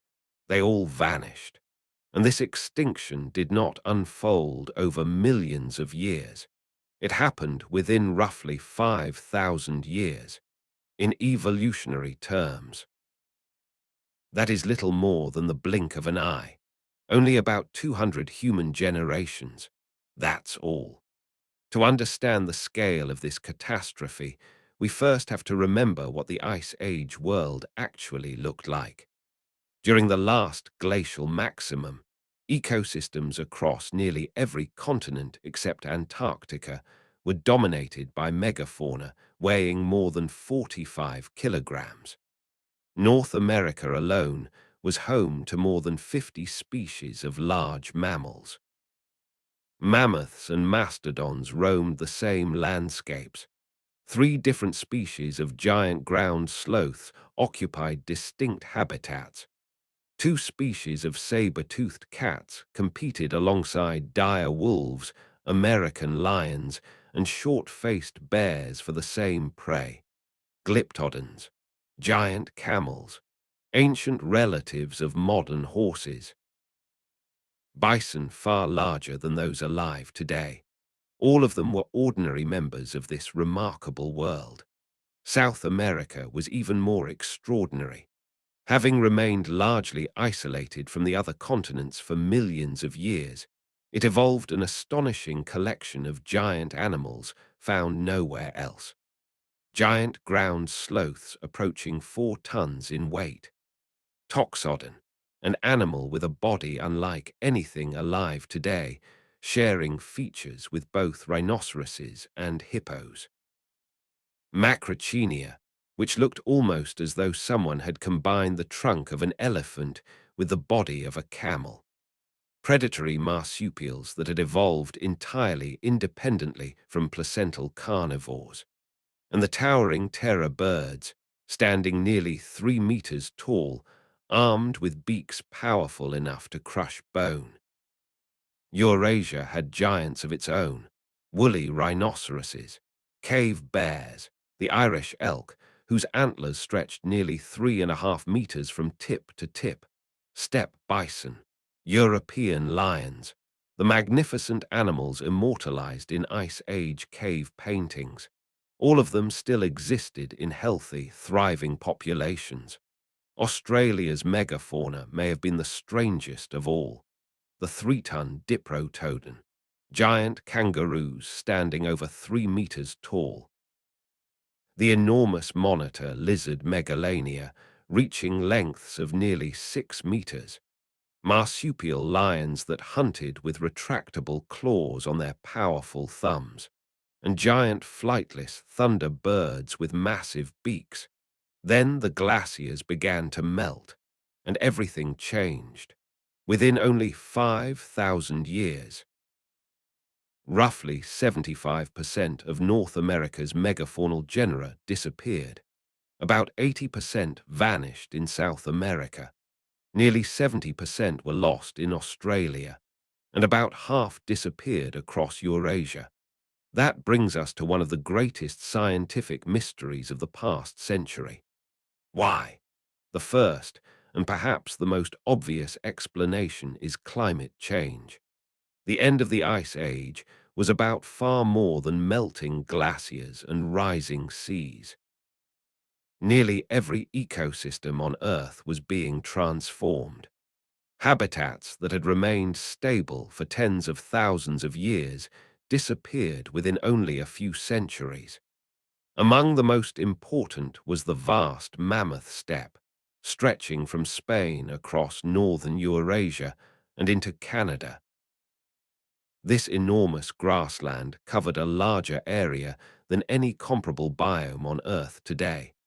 Mammoths, woolly rhinoceroses, reindeer, wild horses, and countless other grazing animals depended upon this endless plain.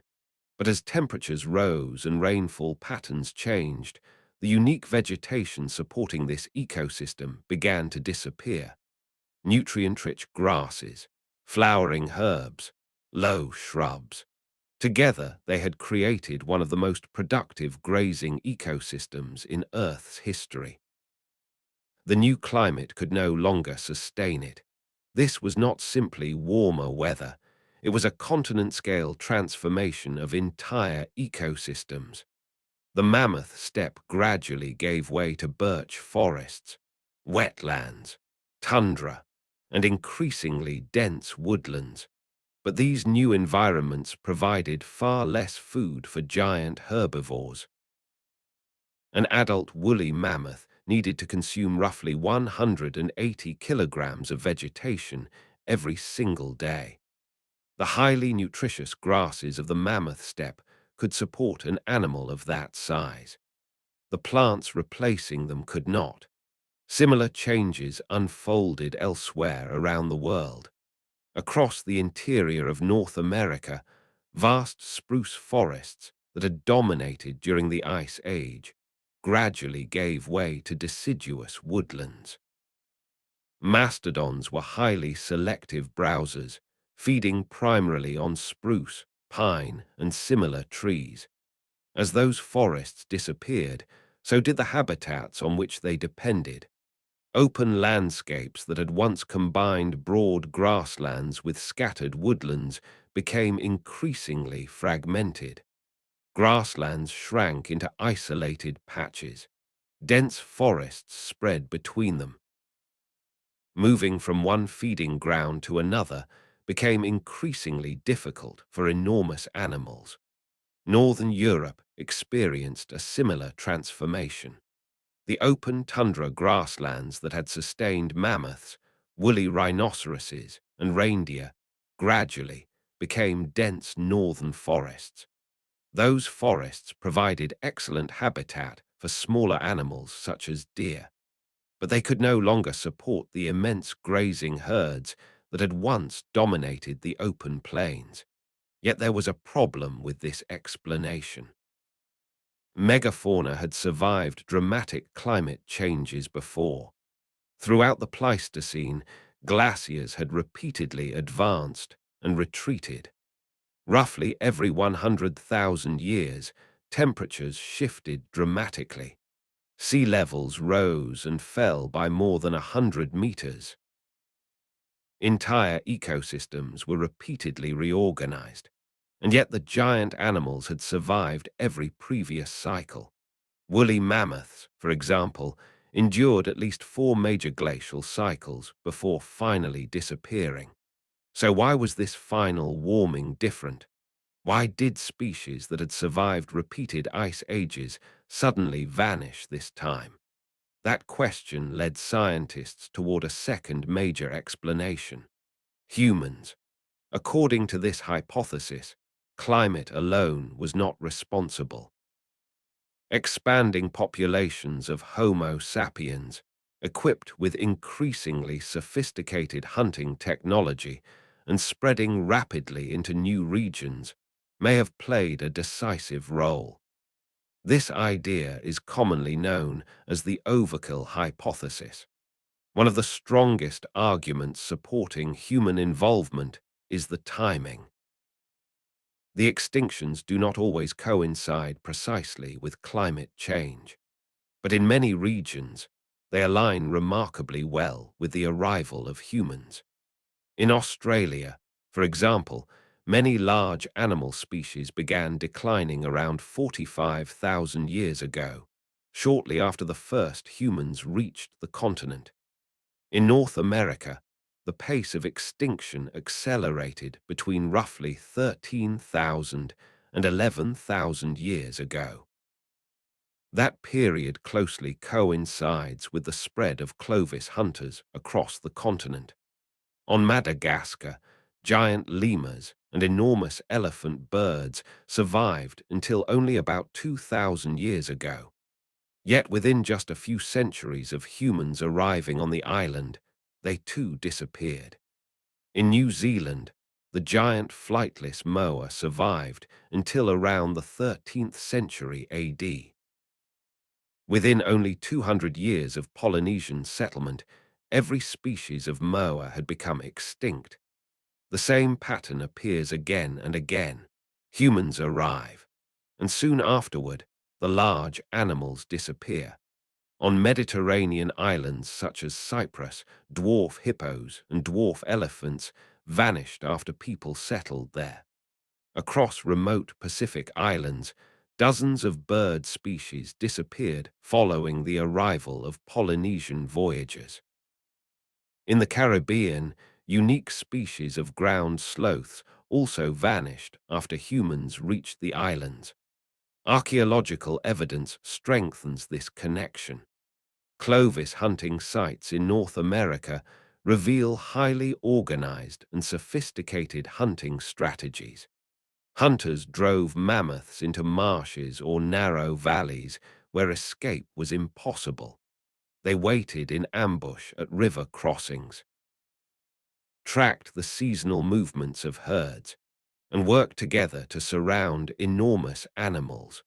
The remains found at butchering sites show that hunters removed the most valuable cuts of meat while leaving much of the carcass behind. These were not opportunistic scavengers. They were systematically hunting some of the largest and most dangerous animals on Earth. Chemical and structural studies of Clovis spear points also reveal that these weapons were specifically engineered to penetrate the thick hides of giant mammals. The distinctive fluted groove running through the center of each point reduced weight while maintaining strength. The result was a spear that was both more balanced and more lethal. Human hunting technology was advancing rapidly. Spear throwers known as atlatls generated far greater force than a hand-thrown spear alone. Composite weapons combined stone, bone, and wood into increasingly effective tools. Coordinated group hunts allowed relatively small bands of humans to kill animals many times their own size. Computer simulations also suggest that the overkill hypothesis is entirely plausible. According to several models, if each person killed only one large animal per year, certain species could disappear within only a few centuries. For animals that reproduced slowly, even that modest pressure could prove devastating. Mammoths did not reach reproductive maturity until around 15 years of age. Pregnancy lasted roughly 22 months. Over an entire lifetime, a female mammoth might produce only 5 or 6 calves. That meant populations did not need to lose enormous numbers of animals before beginning to collapse. The repeated loss of only a few breeding adults could be enough to prevent recovery, and human influence extended beyond hunting alone. People also reshaped the environments around them. Across the Americas, Australia, and many other regions, communities deliberately used fire to manage the landscape. Certain areas were burned regularly. Fresh grasses were encouraged to grow. Game animals were drawn into predictable locations. These controlled fires created patchworks of different vegetation across the landscape. Some species may have benefited, but for large animals adapted to vast, continuous habitats, these increasingly fragmented environments may have become far less suitable. Even so, the debate between climate and humans probably does not have a single answer. Today, many scientists favor a third explanation. Both forces acted together. The megafauna were not destroyed by climate alone, nor by human hunting alone. The true catastrophe came from the combination of both. Climate change weakened populations of giant animals. Human hunting then delivered the final blow to species already under immense stress. Imagine the world through the eyes of a mammoth. The vegetation around you is changing rapidly. The rich grasses that once sustained your herd are disappearing. They are replaced by plants that provide far less energy. Finding enough food becomes increasingly difficult.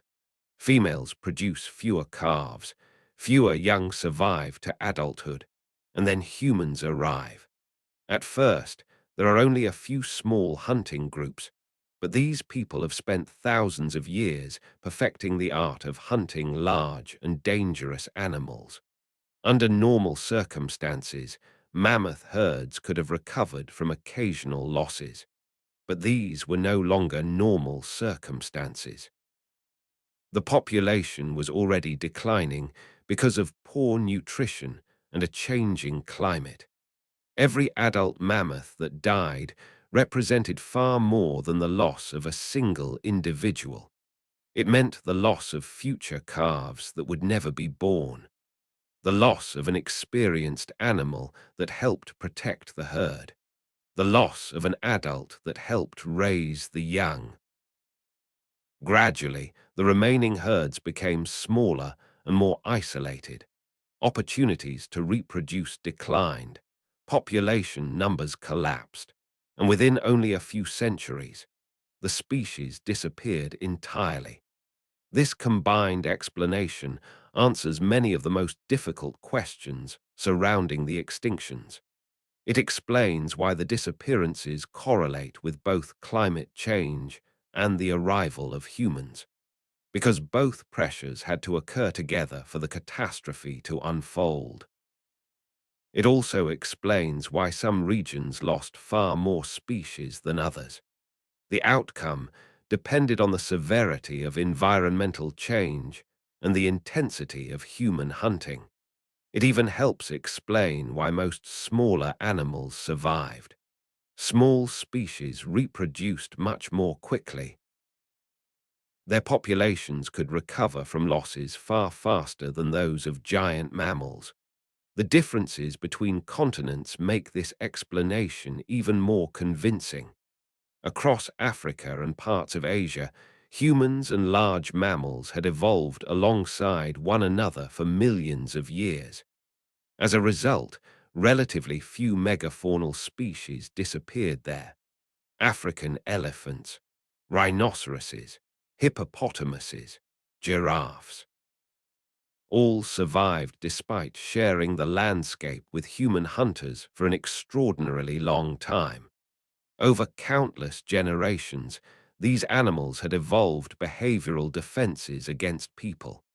They detected humans more quickly, fled sooner, formed defensive groups, and when necessary, responded with tremendous aggression. But for the megafauna of the Americas, Australia, and many remote islands, the situation was entirely different. These animals had never encountered humans before. They may not have recognized these newly arrived hunters as a serious threat. They had never learned that they needed to flee, and for many species, their first encounter with humans became their last. They had no evolutionary experience with a predator like us, a creature that walked on two legs, attacked from a distance, and hunted cooperatively. They had never evolved an instinctive fear of humans, nor had their defensive behaviors been shaped by this entirely new kind of predator.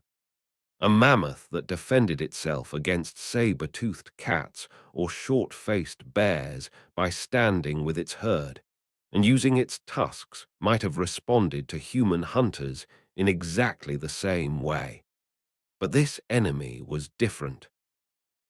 Humans could attack without getting close. They could surround an animal from several directions.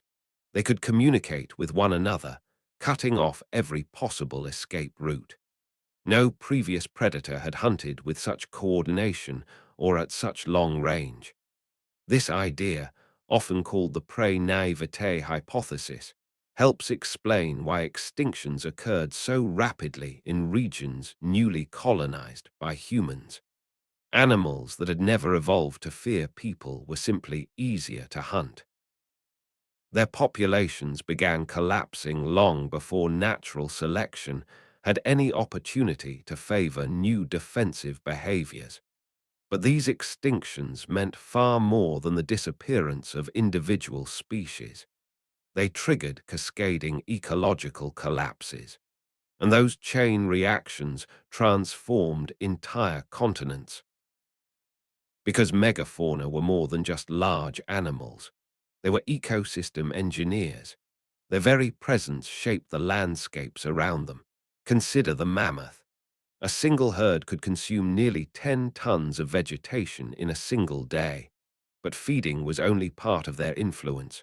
They pruned trees, crushed young saplings, trampled the soil, and fertilized enormous areas with their dung. By knocking over young trees, they prevented forests from spreading across open grasslands. Seeds passed through their digestive systems and were deposited many kilometers away, allowing some plant species to spread across vast distances. Through their feeding and constant movement, mammoths maintained a mosaic of open grasslands, shrublands, and scattered woodlands. That rich diversity created habitats for countless other species. When the mammoths disappeared, those ecological functions disappeared with them. Without giant herbivores to keep trees in check, the mammoth steppe rapidly gave way to forests and tundra.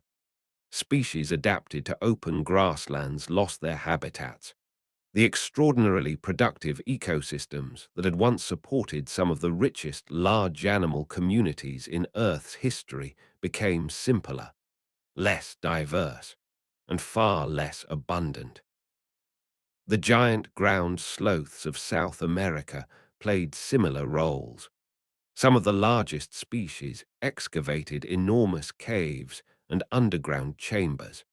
Long after the sloths were gone, many other animals continued using those spaces as shelter. They were also among the most important seed dispersers for certain tree species. Plants such as the avocado evolved large fruits because giant animals swallowed them whole and carried their seeds over great distances. When the giant ground sloths vanished, those plants lost their most effective partners. Today, avocados and several other large-fruited trees are often described as evolutionary anachronisms, plants that continue producing fruits for animals that no longer exist. Mastodons shaped North American forests in much the same way. As they moved through dense woodlands, they created natural clearings. Those openings supported a wide variety of plants and animals that could not thrive beneath an unbroken forest canopy. When mastodons disappeared, forests became denser and more uniform. Habitats suitable for many specialized species gradually declined. The loss of large predators proved just as significant as the disappearance of giant herbivores. Saber-toothed cats and other apex carnivores helped regulate herbivore populations. They usually targeted the weak, the old, the injured, or the sick.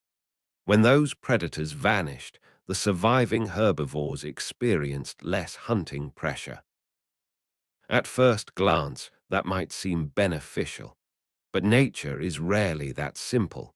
Without predators removing unhealthy individuals, diseases could spread more easily through some herbivore populations. Fire patterns changed as well.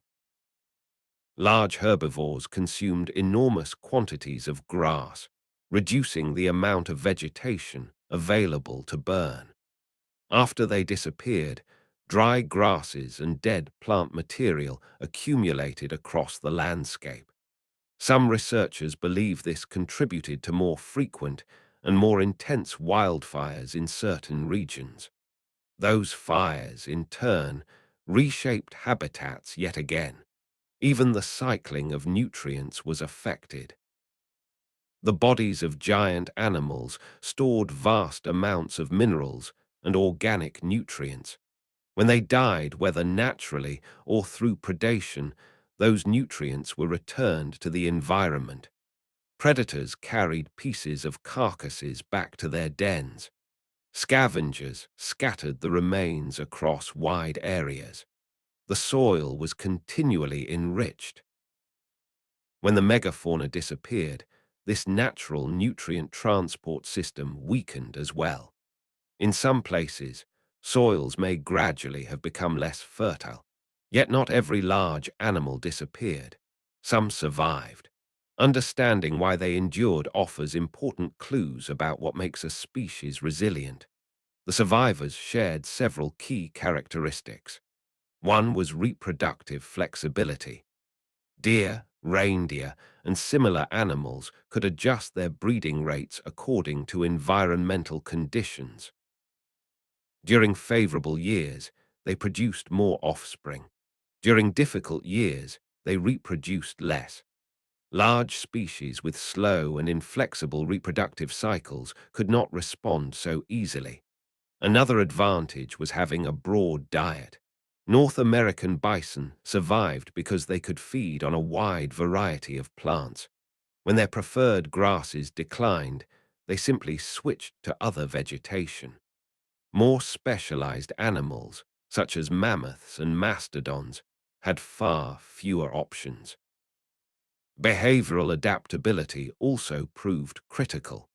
Species capable of rapidly changing their behavior in response to new threats had a much greater chance of survival.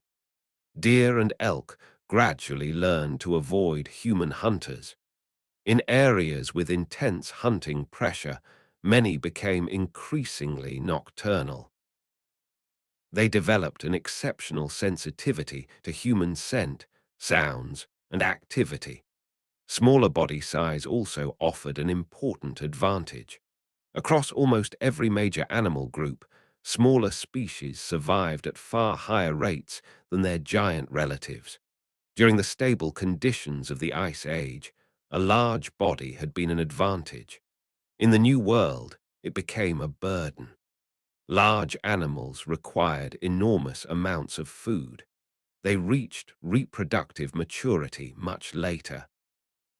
Their populations recovered far more slowly, and to human hunters, they were the largest, most rewarding targets.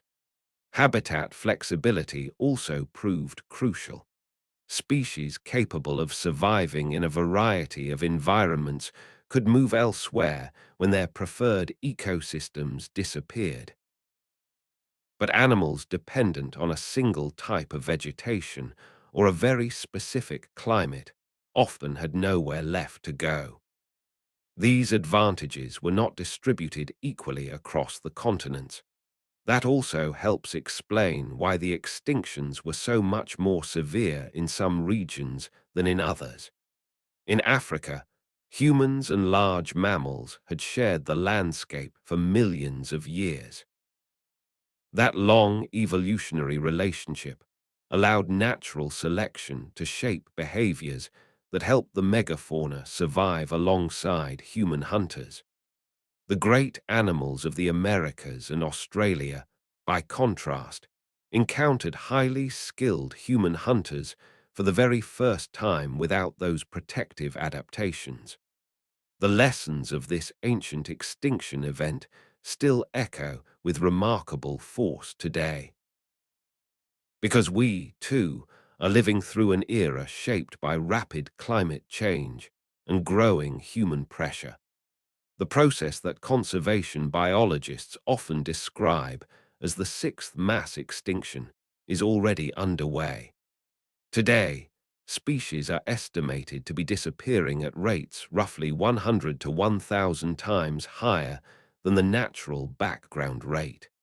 The similarities between past and present are striking. Just as they were 12,000 years ago, climate-driven habitat changes are occurring faster than many species can adapt.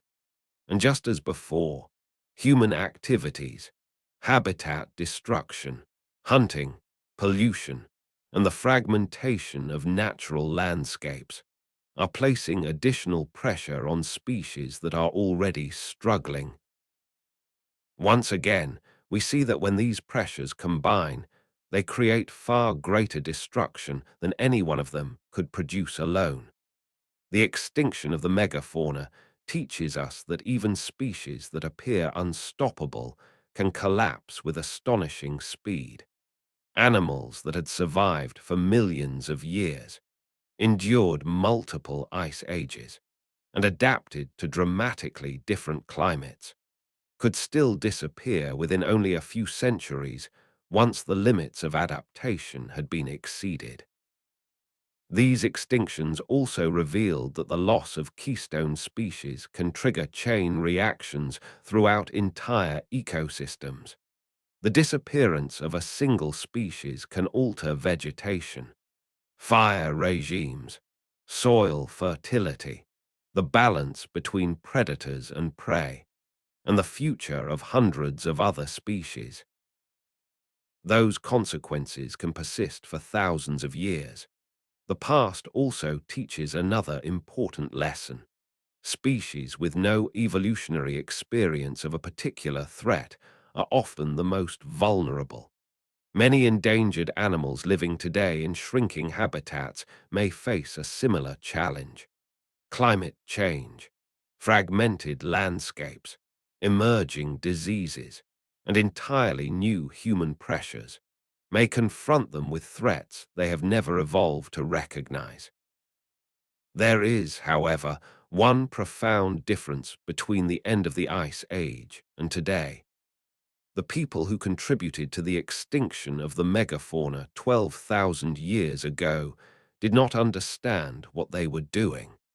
They could not have imagined that hunting might eliminate an entire species. They had no way of knowing that those extinctions would permanently transform ecosystems.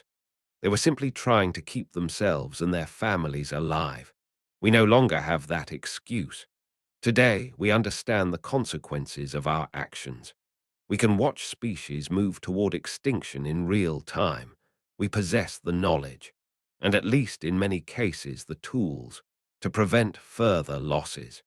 The real question is whether we will choose to act before it is too late, because elephants, rhinoceroses, and many of today's remaining giants are among the last living heirs of a world once ruled by giants. The extinction wave that swept across the planet 12,000 years ago was not inevitable. It resulted from understandable pressures that converged at a particular moment in history. Rapid climate change, intense human pressure, and animal populations that had already been weakened. Today, we are recreating many of those same conditions. The equation, unfortunately, has not changed. When rapid climate change combines with intense human pressure, the risk of extinction rises dramatically. But this time, there is one critical difference.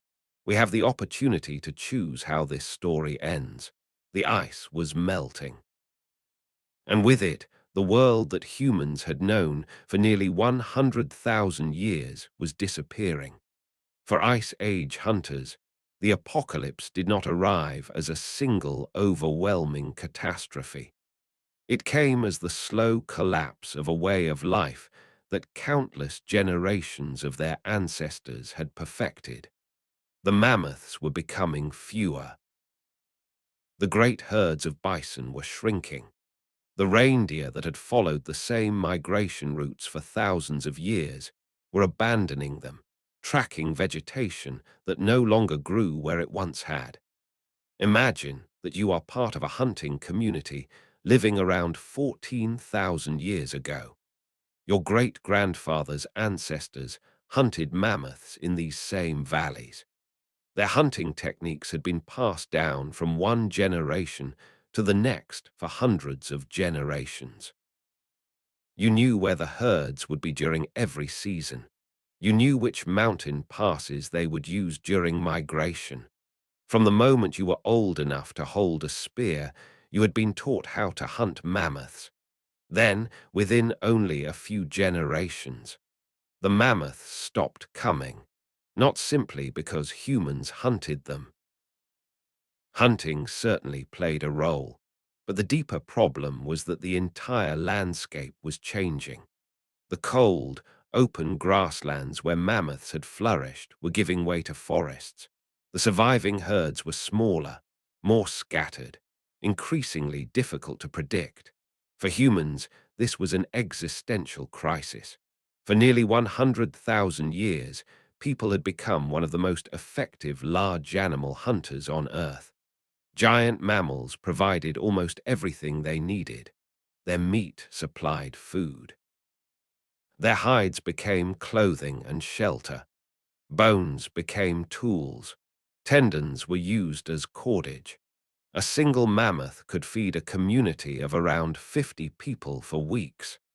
Losing access to these animals did not simply make daily life more difficult. It threatened the very foundation of the survival system that had evolved throughout the Ice Age. But humans did not starve. Instead, they did what countless earlier bottlenecks had prepared them to do. They adapted. The archaeological record from this period reveals an extraordinary transformation. Settlements that had once contained almost nothing but the bones of large mammals suddenly began yielding a far more diverse range of food remains.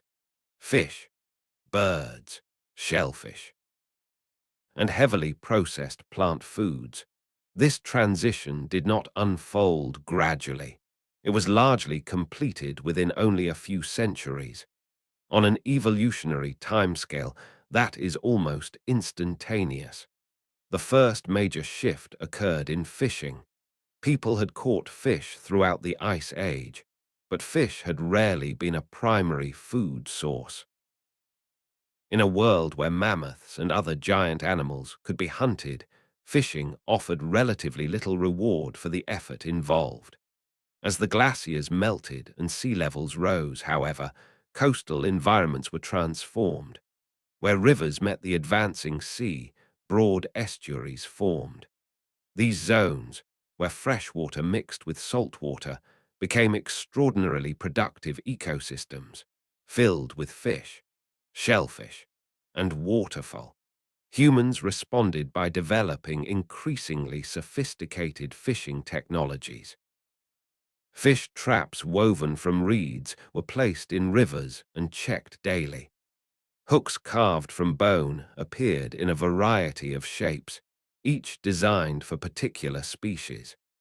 Harpoons fitted with detachable points and cord attachments were used to hunt large fish and marine mammals. Nets woven from plant fibers allowed entire communities to harvest vast quantities of fish at once. Around this time, enormous shell middens began appearing along many coastlines. Some of these accumulations of discarded oyster, mussel, and other shellfish shells stretched for hundreds of meters and reached several stories in height. They reveal thousands of years of continuous shellfish consumption. These discoveries tell us something profoundly important. People were no longer gathering shellfish merely as emergency food. They had become a dependable staple, a reliable source of nutrition that could be collected throughout much of the year with relatively little risk. The Ertebol culture of Scandinavia offers one of the clearest examples of this new way of life. Around 12,000 years ago, as forests replaced the tundra, coastal communities reorganized their entire economy around marine resources. Their settlements contain abundant evidence for the systematic harvesting of oysters, mussels, fish, seals, and waterfowl. They developed specialized tools for nearly every task: knives for opening shellfish, implements for cleaning fish, bird traps, seal harpoons. These were not primitive people simply eating whatever they happened to find. They were highly skilled societies with a detailed understanding of seasonal cycles, managing marine resources with remarkable efficiency. Yet the most important transformation involved plants. For millions of years, human ancestors had relied primarily on animal foods. Plants were generally a supplement, something gathered when meat was scarce. The Ice Age had reinforced that pattern. Cold climates supported relatively few edible plants. Many of those that did exist were low in calories and difficult to process. Then the climate changed. As temperatures rose and rainfall increased, new plant communities spread rapidly across the grasslands. Wild cereals, the ancestors of modern wheat and barley, which had previously existed only in scattered patches, suddenly found ideal growing conditions. Across the Fertile Crescent, stretching from the Persian Gulf through modern Iraq and Syria to the eastern Mediterranean, they expanded rapidly. These wild grains were remarkably nutritious, but they were not easy to harvest. Once the seeds ripened, they naturally fell from the stalk before people could collect them. The grains themselves were also small. Their tough outer coverings had to be crushed away with stones before they could be eaten. Even so, people found a solution. Archaeological sites dating to around 13,000 years ago show clear evidence that cereals were now being gathered systematically. Stone sickle blades polished smooth from cutting stalks, grinding stones worn down by processing seeds. Storage pits lined with clay to keep harvested grain dry throughout the winter. It was a revolution. For the first time in human history, large quantities of energy-rich food could be stored for future use. A single successful harvest could provide enough food to last for months. That completely changed the mathematics of survival.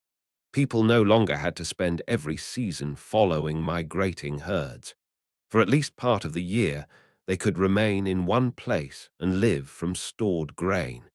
Yet the first grain gatherers faced an important challenge.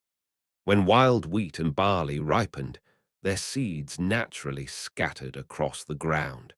This trait was essential for the plant's reproduction, but it made harvesting extremely inefficient.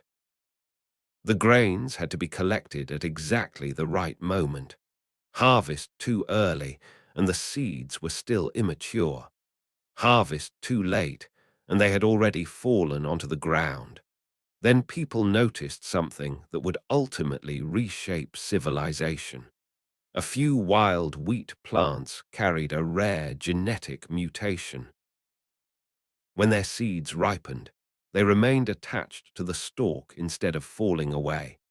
In the wild, this was actually a disadvantage. Seeds that failed to scatter could not spread naturally, but for people harvesting grain, these plants were perfect. Without realizing it, they began collecting those particular stalks more often. Some of the harvested seeds were scattered around their camps the following year, and in doing so, people unknowingly began one of the first domestication processes in human history.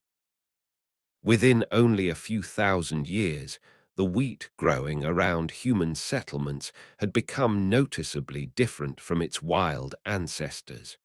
The grains were larger, and when they ripened, they no longer fell from the stalk on their own. Their stalks were stronger, making them far less likely to break in the wind. Humans had created a new form of life, and this new wheat had become so dependent on human cultivation that it could no longer thrive easily in the wild on its own.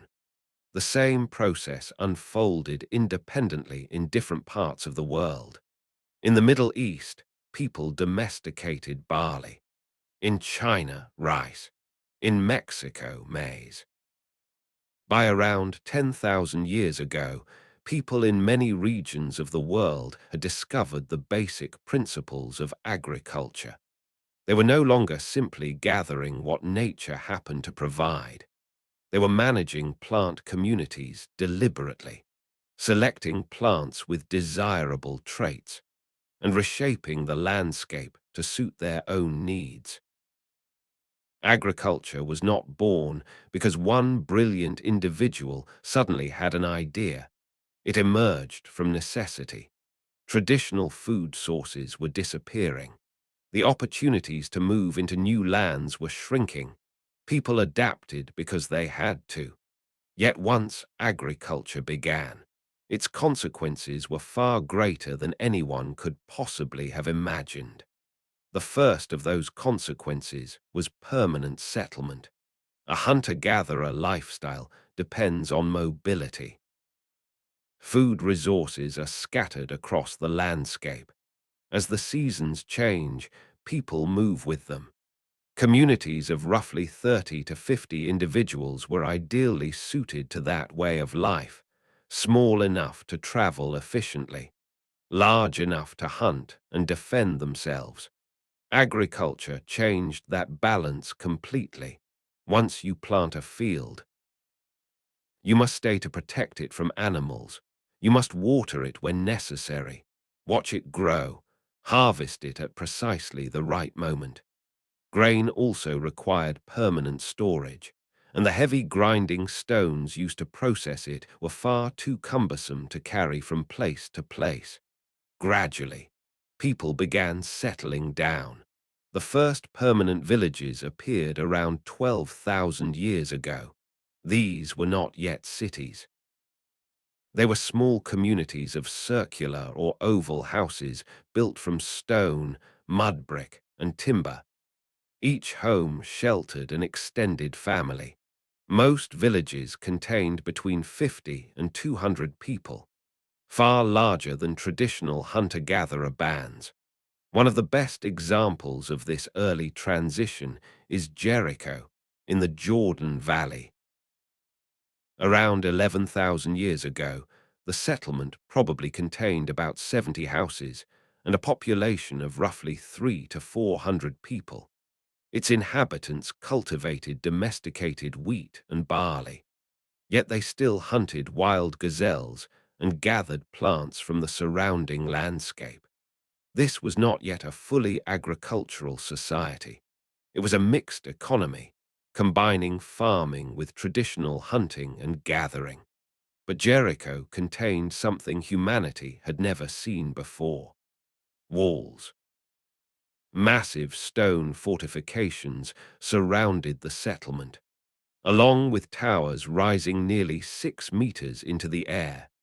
Constructing them must have required thousands of days of carefully organized labor. That tells us something profoundly important. The settlement had become worth defending. People had invested so much work into their fields, their homes, and their food stores that simply abandoning everything and moving elsewhere was no longer a realistic option. The existence of walls also tells us something else. There were threats. Defensive structures do not appear without a reason. They are almost always built in response to conflict. As the most fertile farmland attracted larger and more permanent populations, competition increased. Hunter-gatherer groups could usually avoid conflict simply by moving farther apart. Agricultural societies could not. They were tied to specific pieces of land. A fertile field or a reliable water source could not simply be replaced.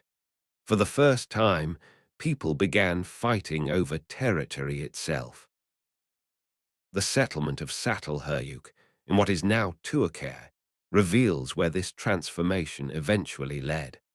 Around 9,000 years ago, it may have been home to as many as 8,000 people, making it one of the first great urban settlements in human history. Its architecture was unlike anything that had come before. The houses were built wall against wall, with no streets between them. People entered through openings in the rooftops using wooden ladders. From above, the entire settlement resembled one enormous interconnected structure. Inside those homes, nearly every defining feature of an agricultural society had already appeared. Storage bins filled with grain, grinding stones worn smooth by thousands of hours of use, sophisticated ovens for baking bread, sickles, hoes, tools for processing cereals, and a far more diverse collection of household equipment than anything seen during the Ice Age. But another transformation was unfolding there as well. Differences among people were beginning to emerge. Some houses were larger and more solidly built than others. Some grave contained valuable objects brought from distant lands: obsidian volcanic glass, seashells from the Mediterranean coast, copper ornaments. Other burials contained nothing but the body of the deceased. Society was beginning to divide into social layers. The first hierarchies were taking shape. This was no accident. Agriculture had made something possible that had never existed before in human history: a storable surplus. Throughout the Ice Age, people generally possessed only as much food as they could carry or consume within a short time. There was no practical way to accumulate substantial wealth. Within a single community, people's possessions were usually quite similar. But once grain could be stored, some families inevitably accumulated more than others. Perhaps they farmed more fertile land. Perhaps they worked longer. Or perhaps they were simply luckier with the weather. Whatever the reason, inequality had become possible. And once it became possible, it gradually became permanent. People also began specializing in different kinds of work. If stored grain could be exchanged for other goods, not everyone needed to farm. Early agricultural villages soon included potters, tool makers, builders, and traders. Each person focused on the craft they performed best, exchanging their products for food grown by others. This growing specialization accelerated technological progress as never before. One of the clearest examples was pottery. People had occasionally shaped and fired simple clay objects during the Ice Age, but pottery had never become an established technology. For highly mobile communities, ceramic vessels offered little advantage. They were heavy, fragile, and difficult to transport. For settled farming societies, however, pottery was revolutionary. Grain could be stored safely in sealed containers, protected from moisture and pests. Soups and porridges could be cooked, making cereals easier to digest. Foods could be fermented, creating entirely new flavors and new methods of preservation. By around 10,000 years ago, sophisticated pottery traditions had emerged across many farming regions. Each culture developed its own distinctive shapes and decorative styles. Stone technology was changing as well. Alongside the flaked stone tools that had served humanity for millions of years, polished stone tools became increasingly common. Axes capable of felling trees far more efficiently. Adzes for shaping timber, grinding stones for processing grain.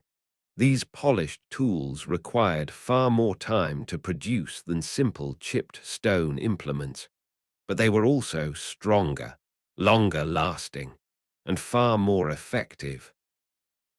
Because people were no longer moving every few weeks, they could afford to spend days or even weeks crafting a single perfect stone axe. Around this same period, another innovation likely transformed hunting forever: the bow and arrow. For hundreds of thousands of years, the spear had been humanity's primary hunting weapon. It was highly effective, but its range was limited, and using it required considerable physical strength. The bow changed everything. Hunters could strike animals from much greater distances while using far less effort. A skilled archer could hunt birds and small mammals that would have been nearly impossible to catch with a spear. Yet one of the most important technological revolutions left almost no trace in the archaeological record. Knowledge itself was evolving. The knowledge of how to domesticate plants and animals. Early farmers were carrying out extraordinarily sophisticated breeding programs across countless generations. They observed which plants produced the most seeds, which grew the fastest, which resisted disease most effectively.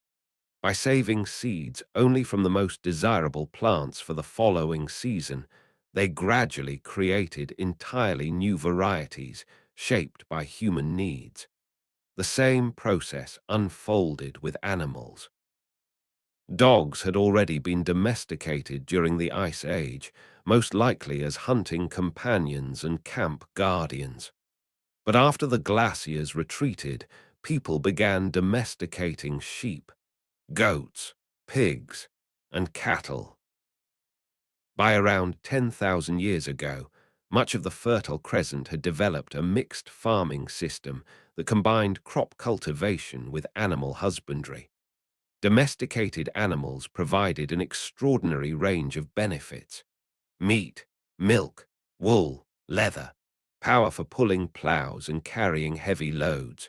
They also functioned as living converters, transforming plants that humans could not digest into nutritious food. And unlike stored supplies, they could reproduce themselves. Together, these changes produced something humanity had never experienced before: rapid population growth. Hunter-gatherer populations had always been limited by both food availability and the constant need to travel. Among nomadic groups, women often waited around 4 years between births. Carrying several young children while constantly moving was simply too difficult. As a result, population growth remained extremely slow. Annual growth rates were usually well below 1%. Agricultural societies could support much larger families. A settled lifestyle allowed women to have children more frequently. Porridges made from grains helped infants transition from breast milk to solid food at an earlier age. More dependable food supplies also allowed a greater number of children to survive into adulthood. The population of early farming communities may have grown by roughly 0.1% per year. At first glance, that seems almost insignificant, but the power of compound growth over long periods is extraordinary. An annual increase of just 0.1% means a population doubles roughly every 700 years. Over the course of only a few thousand years, farming communities vastly outnumbered the remaining hunter-gatherers. By around 8,000 years ago, a large share of the population in the Middle East, parts of China, and several regions of the Americas had adopted agriculture. But population growth brought new pressures of its own. The most fertile farmland was beginning to fill. Families now needed new farmland for the next generation. That necessity pushed farming communities outward in search of fresh land.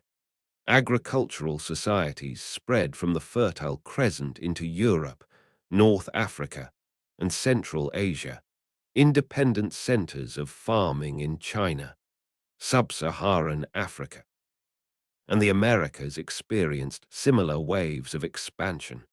But this expansion often came at the expense of hunter-gatherer communities. Farmers did not bring agriculture alone. They also brought disease.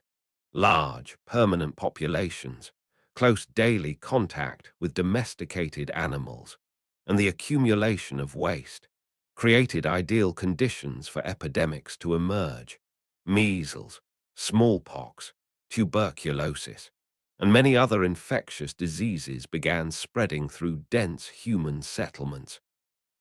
For hunter-gatherer groups that had never encountered these diseases and possessed no immunity, the consequences were devastating. Archaeological and genetic evidence from Europe illustrates this process with remarkable clarity. Around 9,000 years ago, as farming communities originating in the Near East spread across Europe, the genetic signature of Europe's indigenous hunter-gatherers declined dramatically. Some groups were displaced, some were outcompeted, others gradually merged with the incoming farming populations. The same pattern appeared repeatedly wherever agricultural societies encountered hunter-gatherers across the world. Yet agriculture transformed far more than population numbers. It also made societies increasingly complex.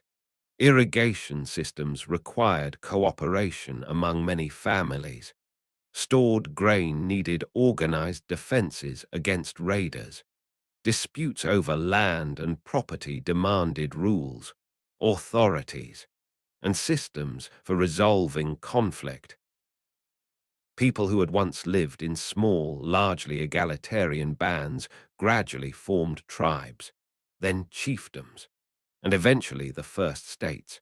By around 7,000 years ago, the foundations of the world's earliest civilizations were beginning to emerge.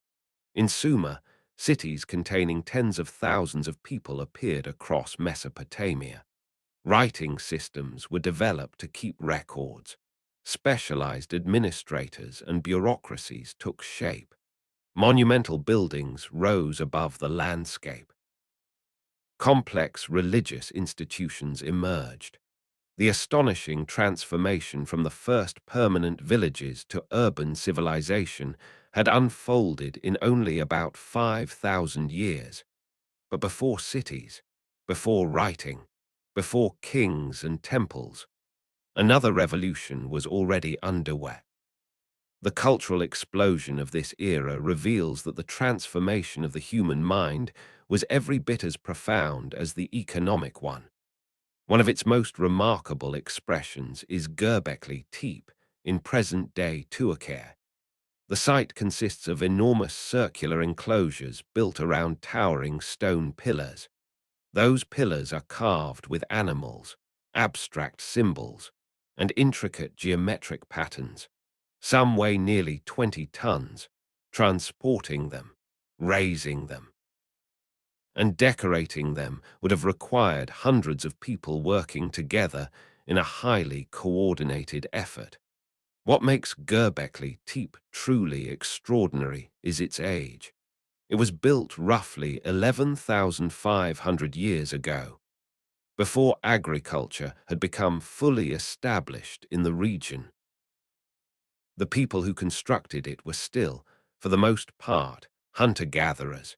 In other words, they built monumental ritual architecture before they built permanent towns. They devoted immense effort to creating a sacred place before fully embracing farming. That tells us something profoundly important. The transformation taking place was not merely economic or technological. It was also intellectual and spiritual. People were beginning to think about the world in entirely new ways. They were searching for meaning, trying to understand their place in the world, their relationships with one another, and the unseen forces beyond human control. The art of this period reflects the same transformation. Cave paintings had already flourished throughout the Ice Age. But after the glaciers retreated, artistic expression became increasingly abstract, more symbolic, and often unmistakably ritualistic. Stylized human and animal figurines appeared. Carefully prepared burials suggest increasingly sophisticated beliefs about death and what might come afterward. Dedicated ritual spaces point toward more organized belief systems. perhaps guided by individuals with specialized religious roles. Archaeologists have also uncovered evidence of great communal feasts at many early farming settlements. These were far more than shared meals. They were ceremonial gatherings where food became part of social and symbolic life. Such feasts may have served many purposes: strengthening social bonds, displaying wealth and status, creating mutual obligations, forging alliances between different groups. As communities grew larger, gatherings like these became increasingly important.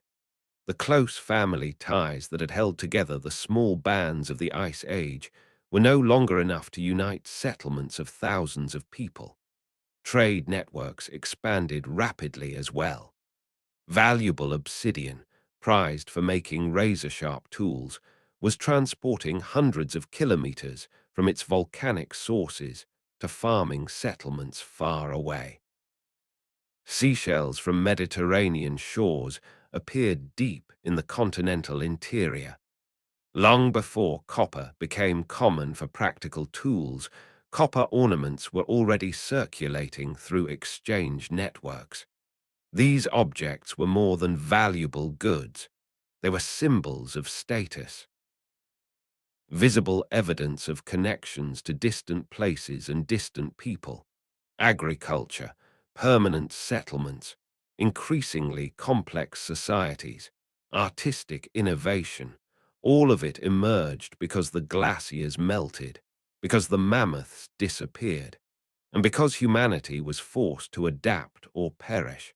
The climate crisis shattered the world people had always known and compelled them to create an entirely new way of life.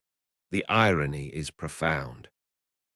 One of the greatest environmental crises in human history since our ancient population bottleneck, the catastrophe that wiped out much of the world's megafauna, reshaped entire continents, and brought ancient ways of life to an end, also became the event that set human civilization in motion.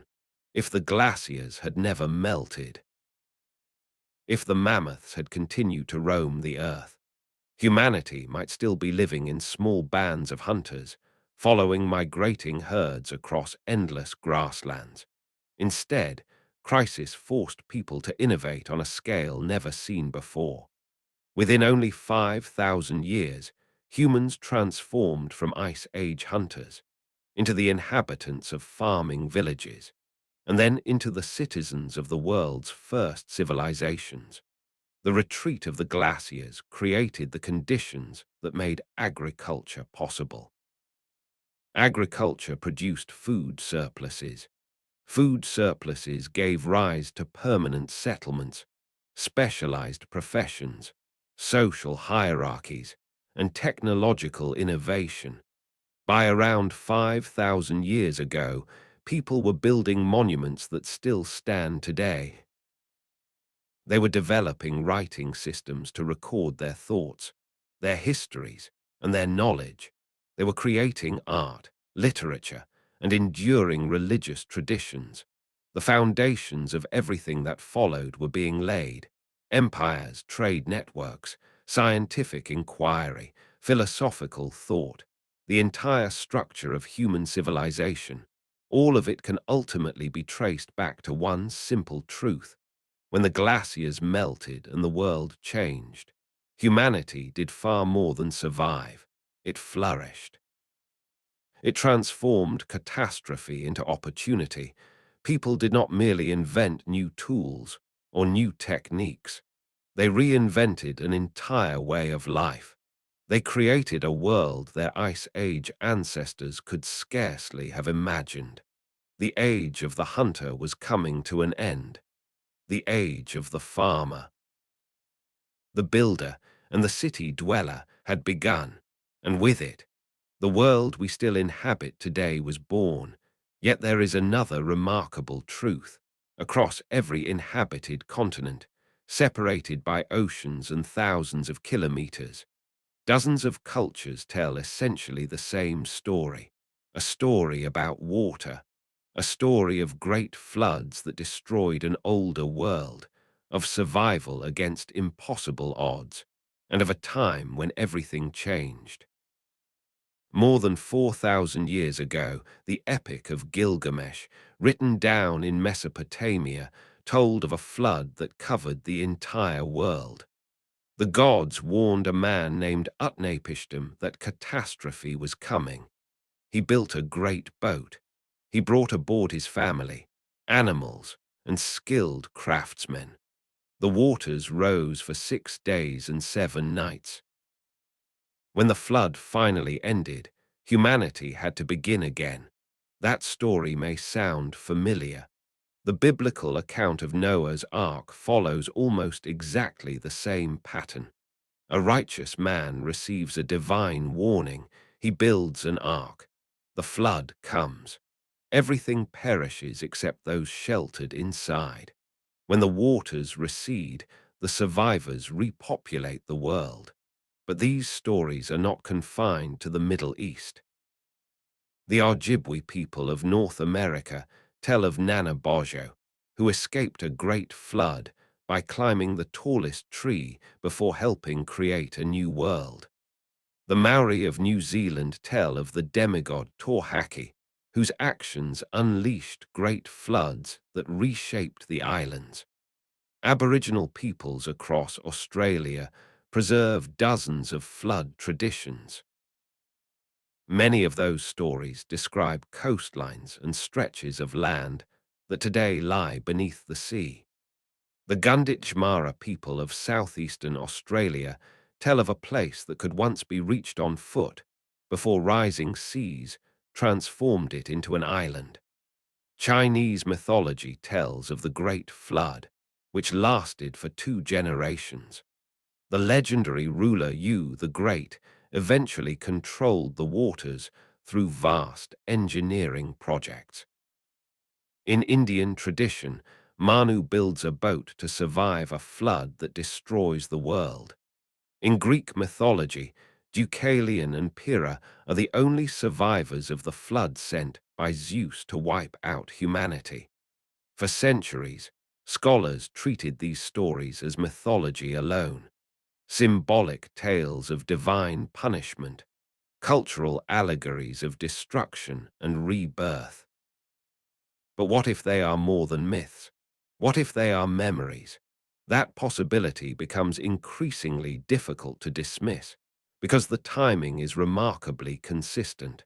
Most flood traditions describe an unimaginably ancient age, a time when the world looked different, when coastlines vanished beneath rising seas, when sudden, devastating floods destroyed familiar landscapes, when survivors escaped to hills or mountains.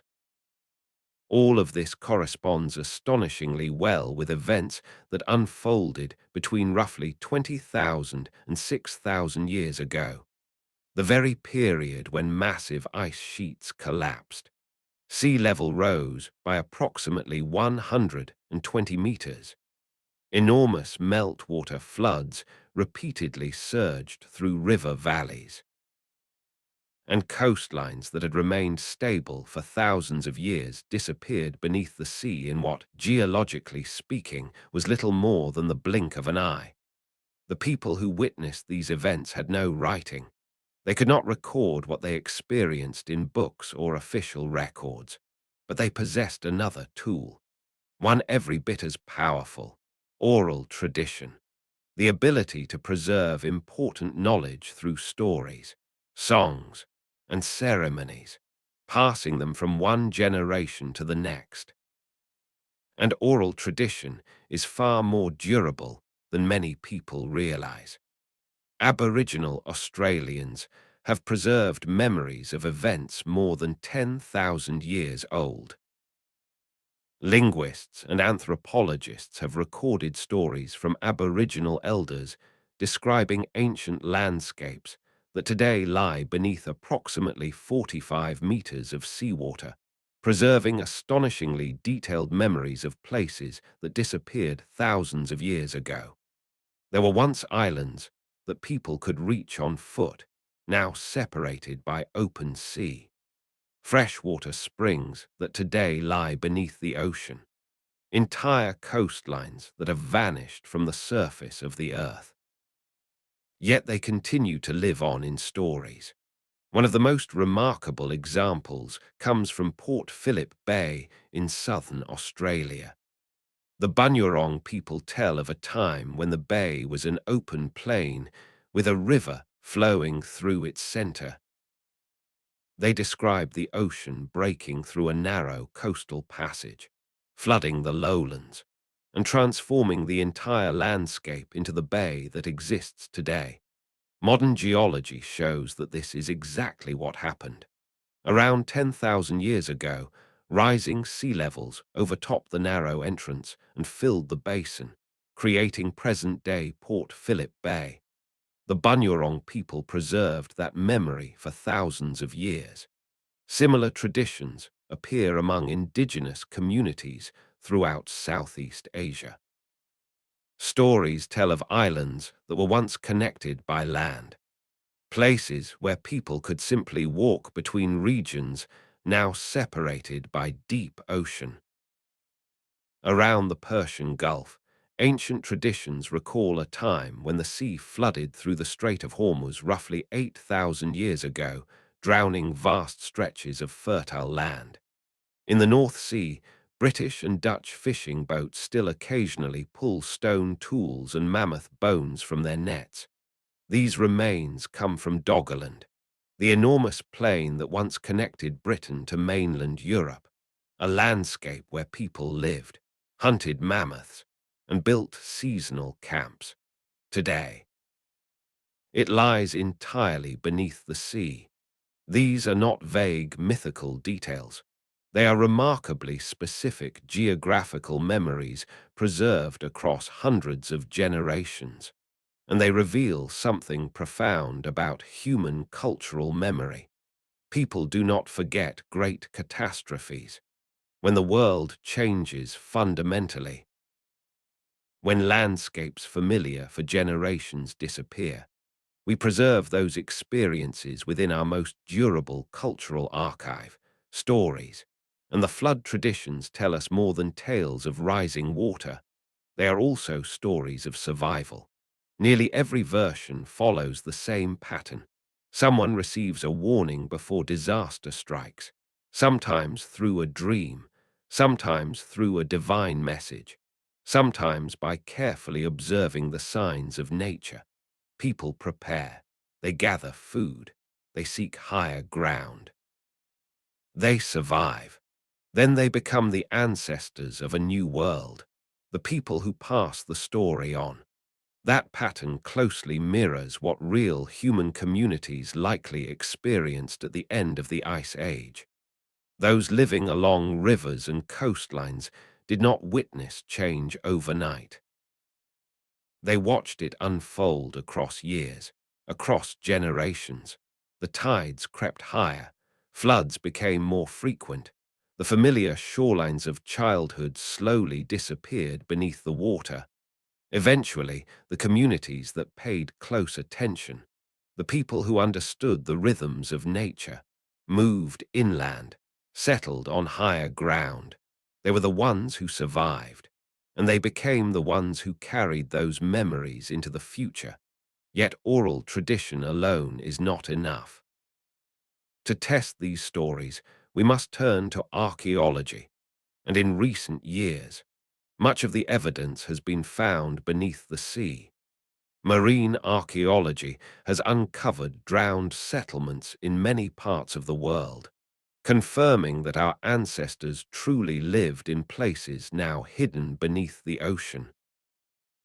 Off the coast of Israel, divers discovered the Neolithic village of Atlit Yam.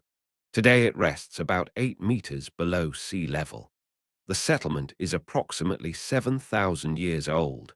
Stone houses, a ceremonial stone complex, even ancient freshwater wells that still contain fresh water, all remain remarkably well preserved. The village appears to have been abandoned quite suddenly.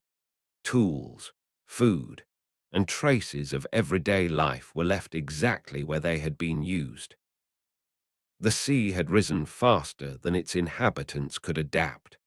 Underwater investigations in the Black Sea have revealed similar discoveries.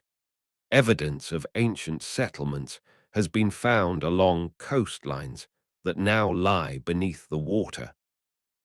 Around 7,600 years ago, Mediterranean water began pouring into the Black Sea basin through the Bosporus. Water levels rose by roughly 90 meters. Thousands of square kilometers of coastline disappeared beneath the waves. Some researchers believe this event may have inspired the Great Flood traditions of the ancient Near East. For people who witnessed such a catastrophe, forgetting would have been almost impossible. The North Sea continues to reveal evidence from Doggerland as well. Fishing boats regularly recover worked flint, bone tools, and occasionally even human remains.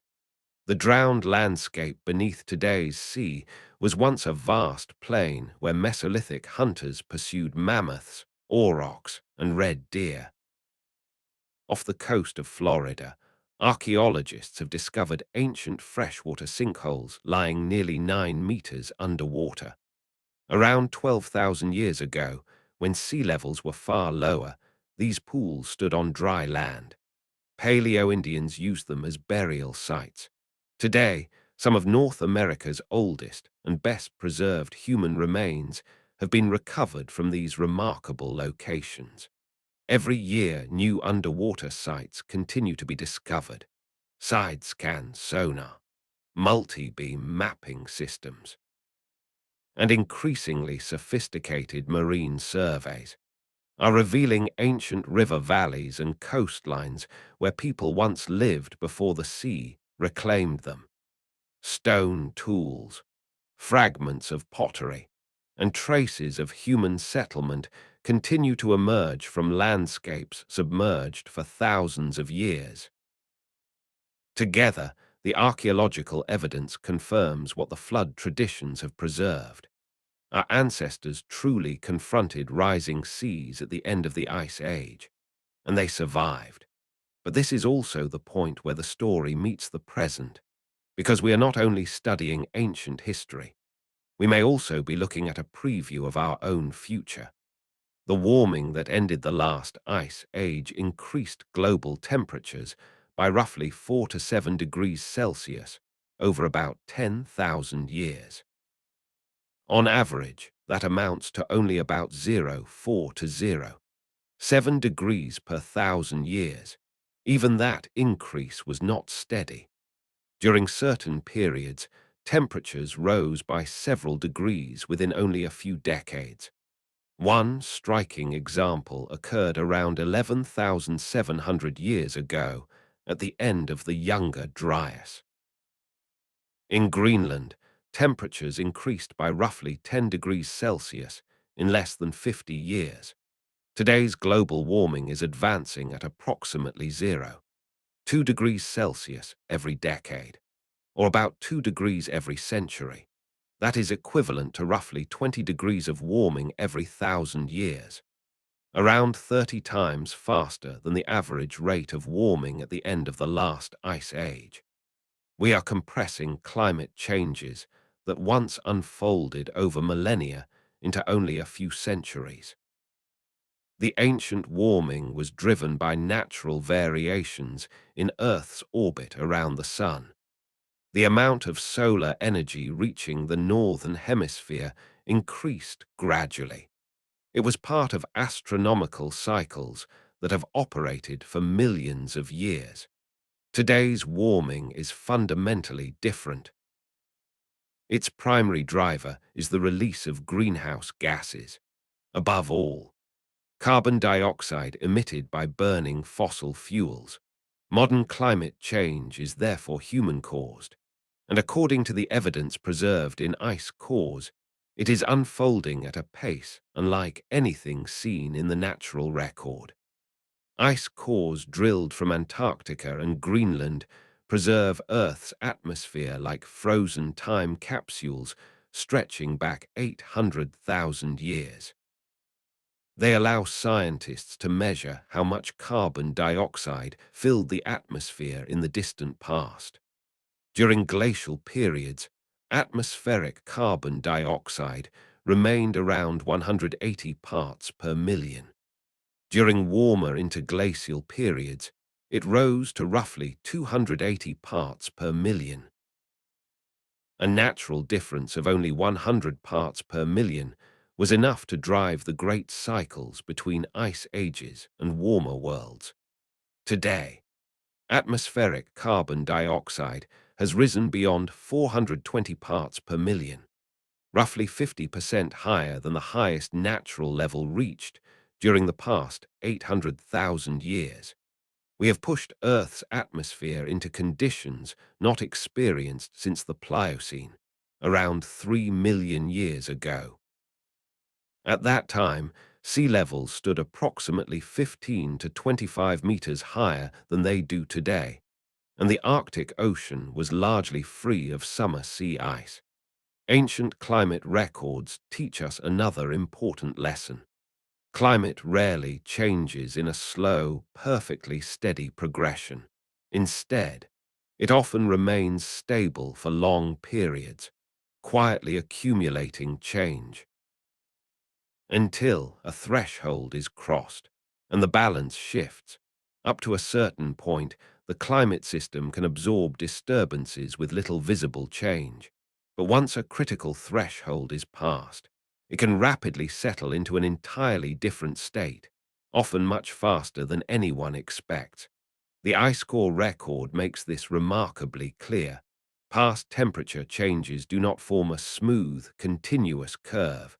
They resemble a staircase, long periods of relative stability, interrupted by sudden jumps. These abrupt transitions occur when powerful feedback mechanisms begin reinforcing one another. As ice melts, the darker rock and soil beneath become exposed.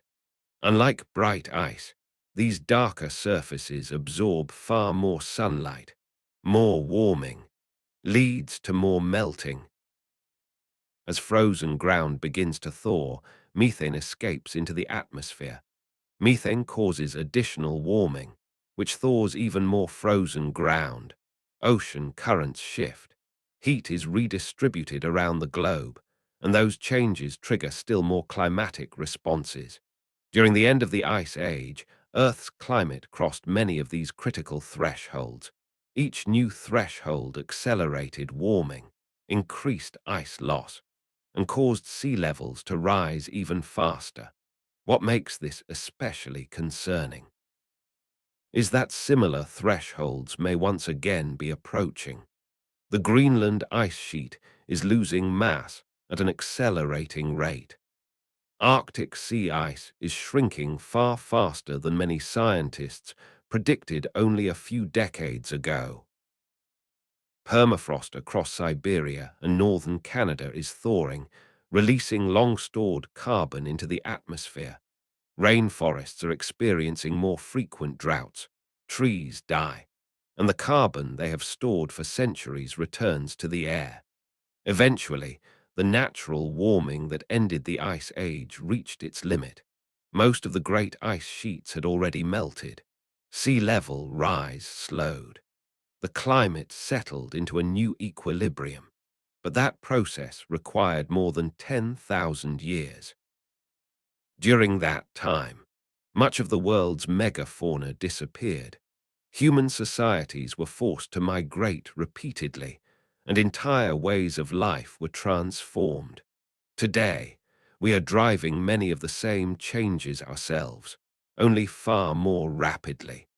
The question is no longer whether sea levels will continue to rise. The ice sheets are already melting. Sea level will continue to increase. The real question is how fast and how far. More conservative projections suggest a rise of roughly 1 to 2 meters by the year 2100. Other studies argue that if major ice sheets prove less stable than expected, the increase could ultimately be substantially greater. Under either scenario, coastal regions that today are home to hundreds of millions of people face serious risks. Our ancestors adapted to rising seas by moving inland. They could do so because the entire human population numbered only around 5 to 10 million people. Most of the planet remained empty. When one coastal settlement disappeared beneath the sea, new land could often be reached after only a few days or a few weeks of travel. We no longer have that option. The world's population now exceeds 8 billion. Much of the coastline has already been covered by cities, farmland, ports, and critical infrastructure. The climate migrants of the future will not be moving into empty landscapes. They will be competing for space in regions that are already densely populated. The end of the Ice Age also reminds us how fragile ecosystems can be. The disappearance of the megafauna was not caused by hunting alone. Entire ecosystems were being reorganized. Food webs that had remained stable for hundreds of thousands of years began to unravel as the climate changed. Relationships between species changed with it. Today, we are beginning to witness similar patterns once again. Coral reefs are bleaching as ocean temperatures rise. Forests are dying during increasingly severe droughts. Schools of fish are shifting toward the poles in search of cooler waters. Species that cannot adapt or cannot move quickly enough gradually disappear. And when a species is lost, it does not return, just as the mammoths, the giant ground sloths, and the dire wolves will never return. The fossil record leaves little doubt about that. Species lost during great mass extinctions never returned. Over time, new species evolved. Empty ecological niches were eventually filled again, but that process took tens of thousands, sometimes millions, of years. From a human perspective, extinction is forever. Yet perhaps the greatest lesson from the climate transformation at the end of the Ice Age is that it reveals both humanity's extraordinary capacity to adapt and the tremendous cost of doing so. Yes, our ancestors survived. They developed new technologies. They reinvented the way they hunted. They discovered new food sources. And eventually they flourished in the post-glacial world. The agricultural revolution, the birth of civilization, and everything that followed in human history was built upon the climatic stability that emerged after the glaciers retreated.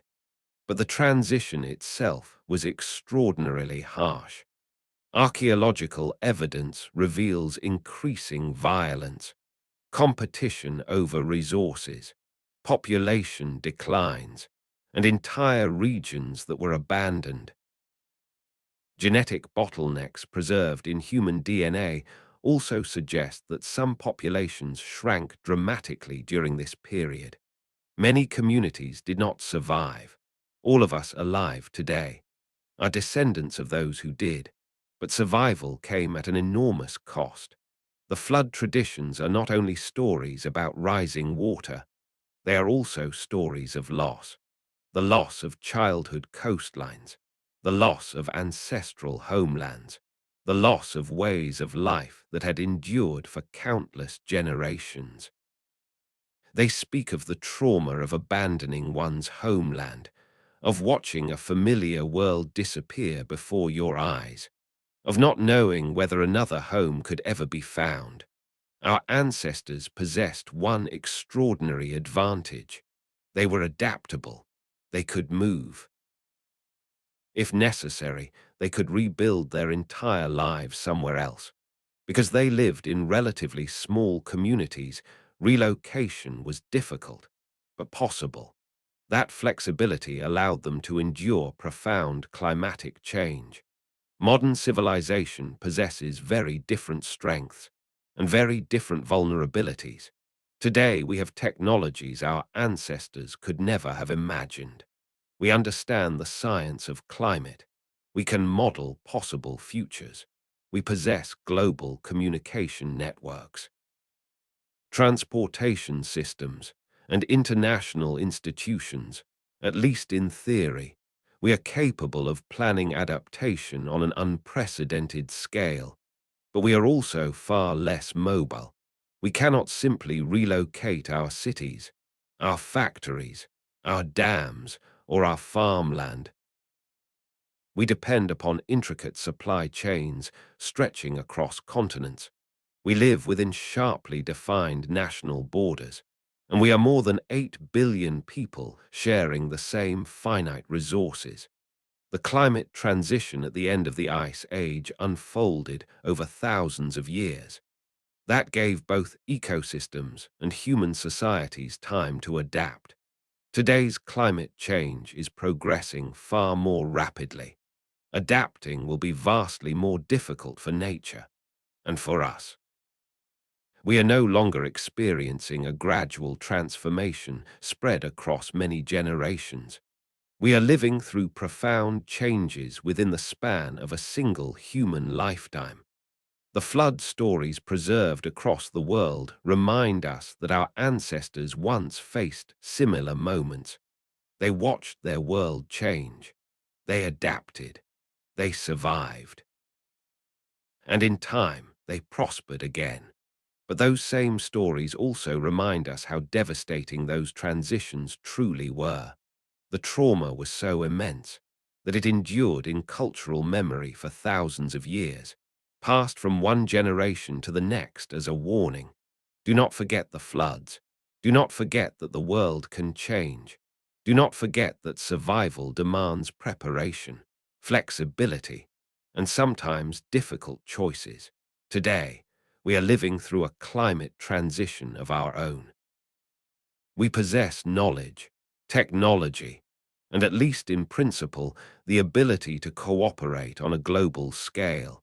Yet we also face challenges our ancestors never encountered. A crowded planet, complex systems tightly connected across continents, and changes unfolding faster than nature itself can comfortably adapt. The ice cores of Antarctica and Greenland are far more than scientific curiosities. They are textbooks written by the Earth itself. They show us just how sensitive our planet's climate truly is, how seemingly small changes can trigger profound transformations, how feedback mechanisms can reshape an entire world. They remind us that extinction is real, and that once major ice sheets begin disappearing, sea levels can continue rising for thousands of years even after temperatures eventually stabilize. Most importantly, they remind us of something essential. Climate change is not merely a collection of graphs or computer models.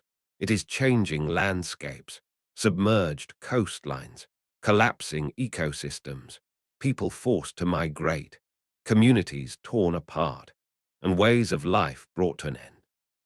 Our ancestors lived through all of it, and they preserved those experiences in the stories that endured the longest.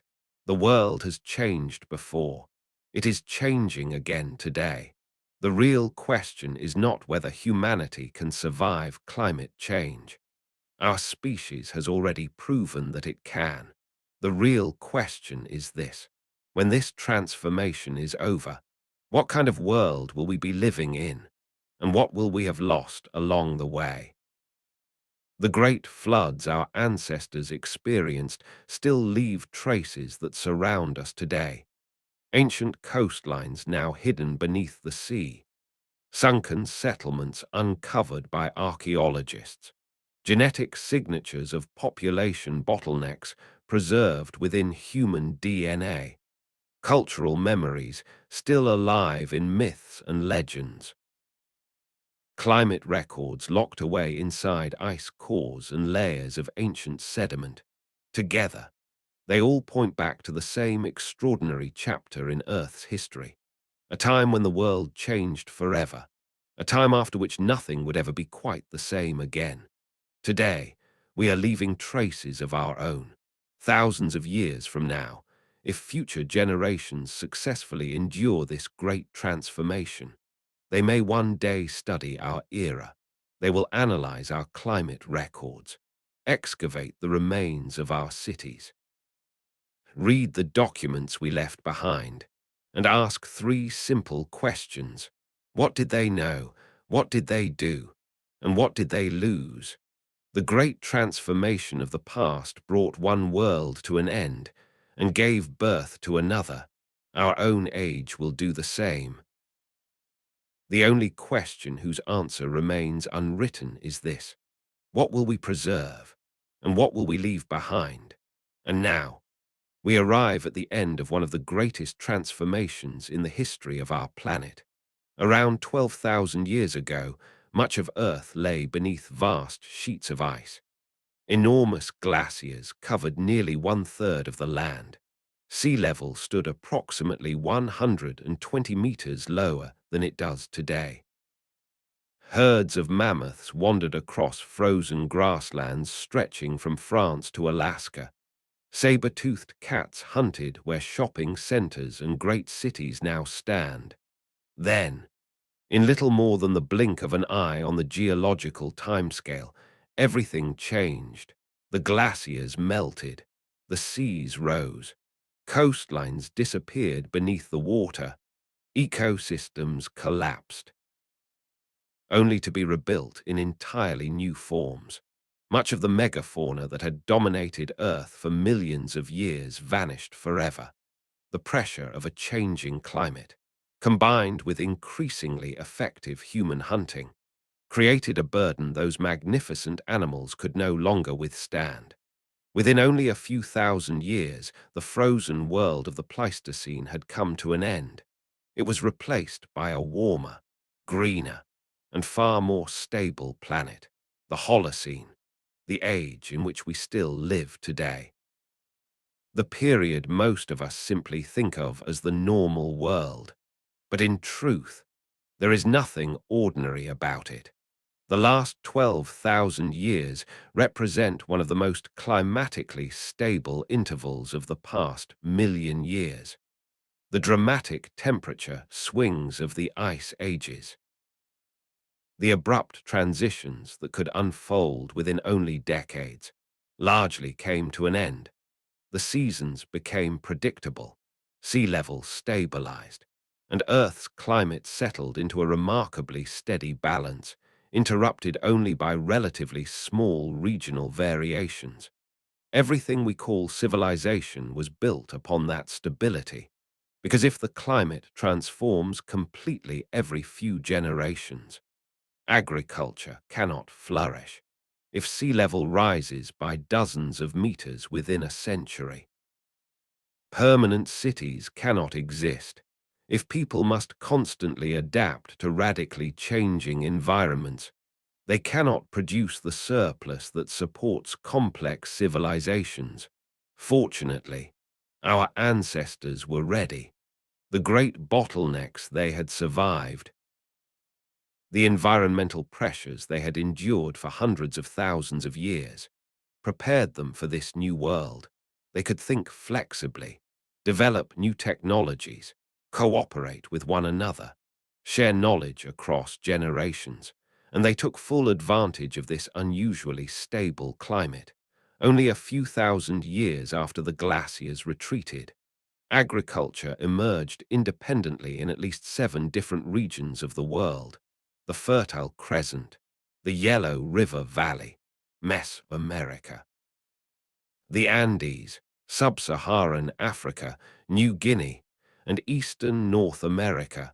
Wherever modern humans lived, people discovered how to cultivate plants and domesticate animals. From that moment, development accelerated at an extraordinary pace. Permanent settlements became villages. Villages became towns. Towns became cities. Food surpluses made specialization possible.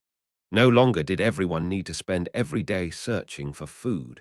Some became artisans, some became priests, some became soldiers, some became rulers. Social hierarchies emerged. Writing systems were invented to keep track of resources.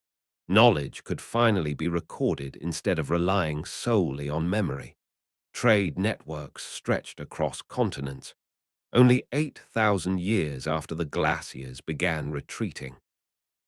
People were constructing ziggurats in Mesopotamia and pyramids in Egypt. The very same species that had struggled to survive the Ice Age was now creating monumental architecture, complex states, and extraordinary works of art. It was one of the most remarkable transformations in the entire history of life on Earth. But even this achievement came with a cost. Many of the magnificent creatures that had survived countless ice ages could not survive a warming world increasingly shaped by humans. The mammoths, the mastodons. A few of them lost their habitat. Others were overwhelmed by hunters who had become more numerous, more skilled, and increasingly advanced in their technology, whatever the exact cause. The outcome was the same: extinction. It was not only the animals that disappeared. Entire landscapes vanished as well. The Bering Land Bridge, which once allowed humans to enter the Americas, disappeared beneath the rising sea. The vast continental shelves that had stretched along the coasts of every continent were flooded. The immense mammoth steppe that once covered much of the northern hemisphere gave way to forests and tundra. Ways of life that had sustained people for tens of thousands of years came to an end within only a few centuries. Our ancestors mourned those losses. We know they did, because they never forgot them. Stories of drowned lands, great floods, and an ancient world filled with giant creatures were passed from one generation to the next. Aboriginal Australians still preserve memories of a time when people could walk to Tasmania. Indigenous communities across Southeast Asia remember islands that were once connected by land. Flood traditions found around the world, though reshaped over thousands of years, enriched with mythology, still preserve echoes of real historical events. Today, we are the heirs to that extraordinary legacy, the stable climate we live in, the agricultural systems that feed more than 8 billion people, our cities, our technology, and everything we call modern civilization, was built upon the great transformation that followed the end of the Ice Age. We are descendants of those who survived the bottleneck, those who adapted to the cold, those who learned how to endure, and who eventually flourished in a world that no longer tried to kill them with every passing season. Now, we are living through a transformation of our own. The climatic stability that made civilization possible is beginning to change once again. Not because of natural cycles, but because of us, whether humanity's greatest strength, its remarkable ability to adapt, will once again prove enough, is a story that has not yet been written. But that is a journey for another night. For now, rest easy, because the history of our species offers one enduring reason for hope. We carry the legacy of people who refused to give up. Even when humanity was reduced to only a few hundred survivors, we possess knowledge they never had, technology they could never have imagined, and the ability to communicate across the entire planet. If they could survive more than 170,000 years of environmental hardship armed with little more than stone tools, determination, and trust in one another, then perhaps we, too, can find a way through the challenges that lie ahead. Thank you for joining me on tonight's journey through the end of the Ice Age. If you enjoyed this journey through history, I'd truly appreciate it if you left a like, and subscribed to the channel. It helps these long-form documentaries reach more night companions around the world. I'd also love to hear from you in the comments. Where are you listening from tonight? And what journey through history or science would you like us to explore next? Was there a civilization, a lost world, an ancient mystery, or a scientific question you've always wondered about? Your ideas often become future episodes. Until our next journey, sleep well. May your dreams wander across the endless mammoth steppe. Watch towering glaciers slowly melt beneath the northern sun and drift through the ancient world that gave birth to our own. And remember, you are part of the longest survival story ever told.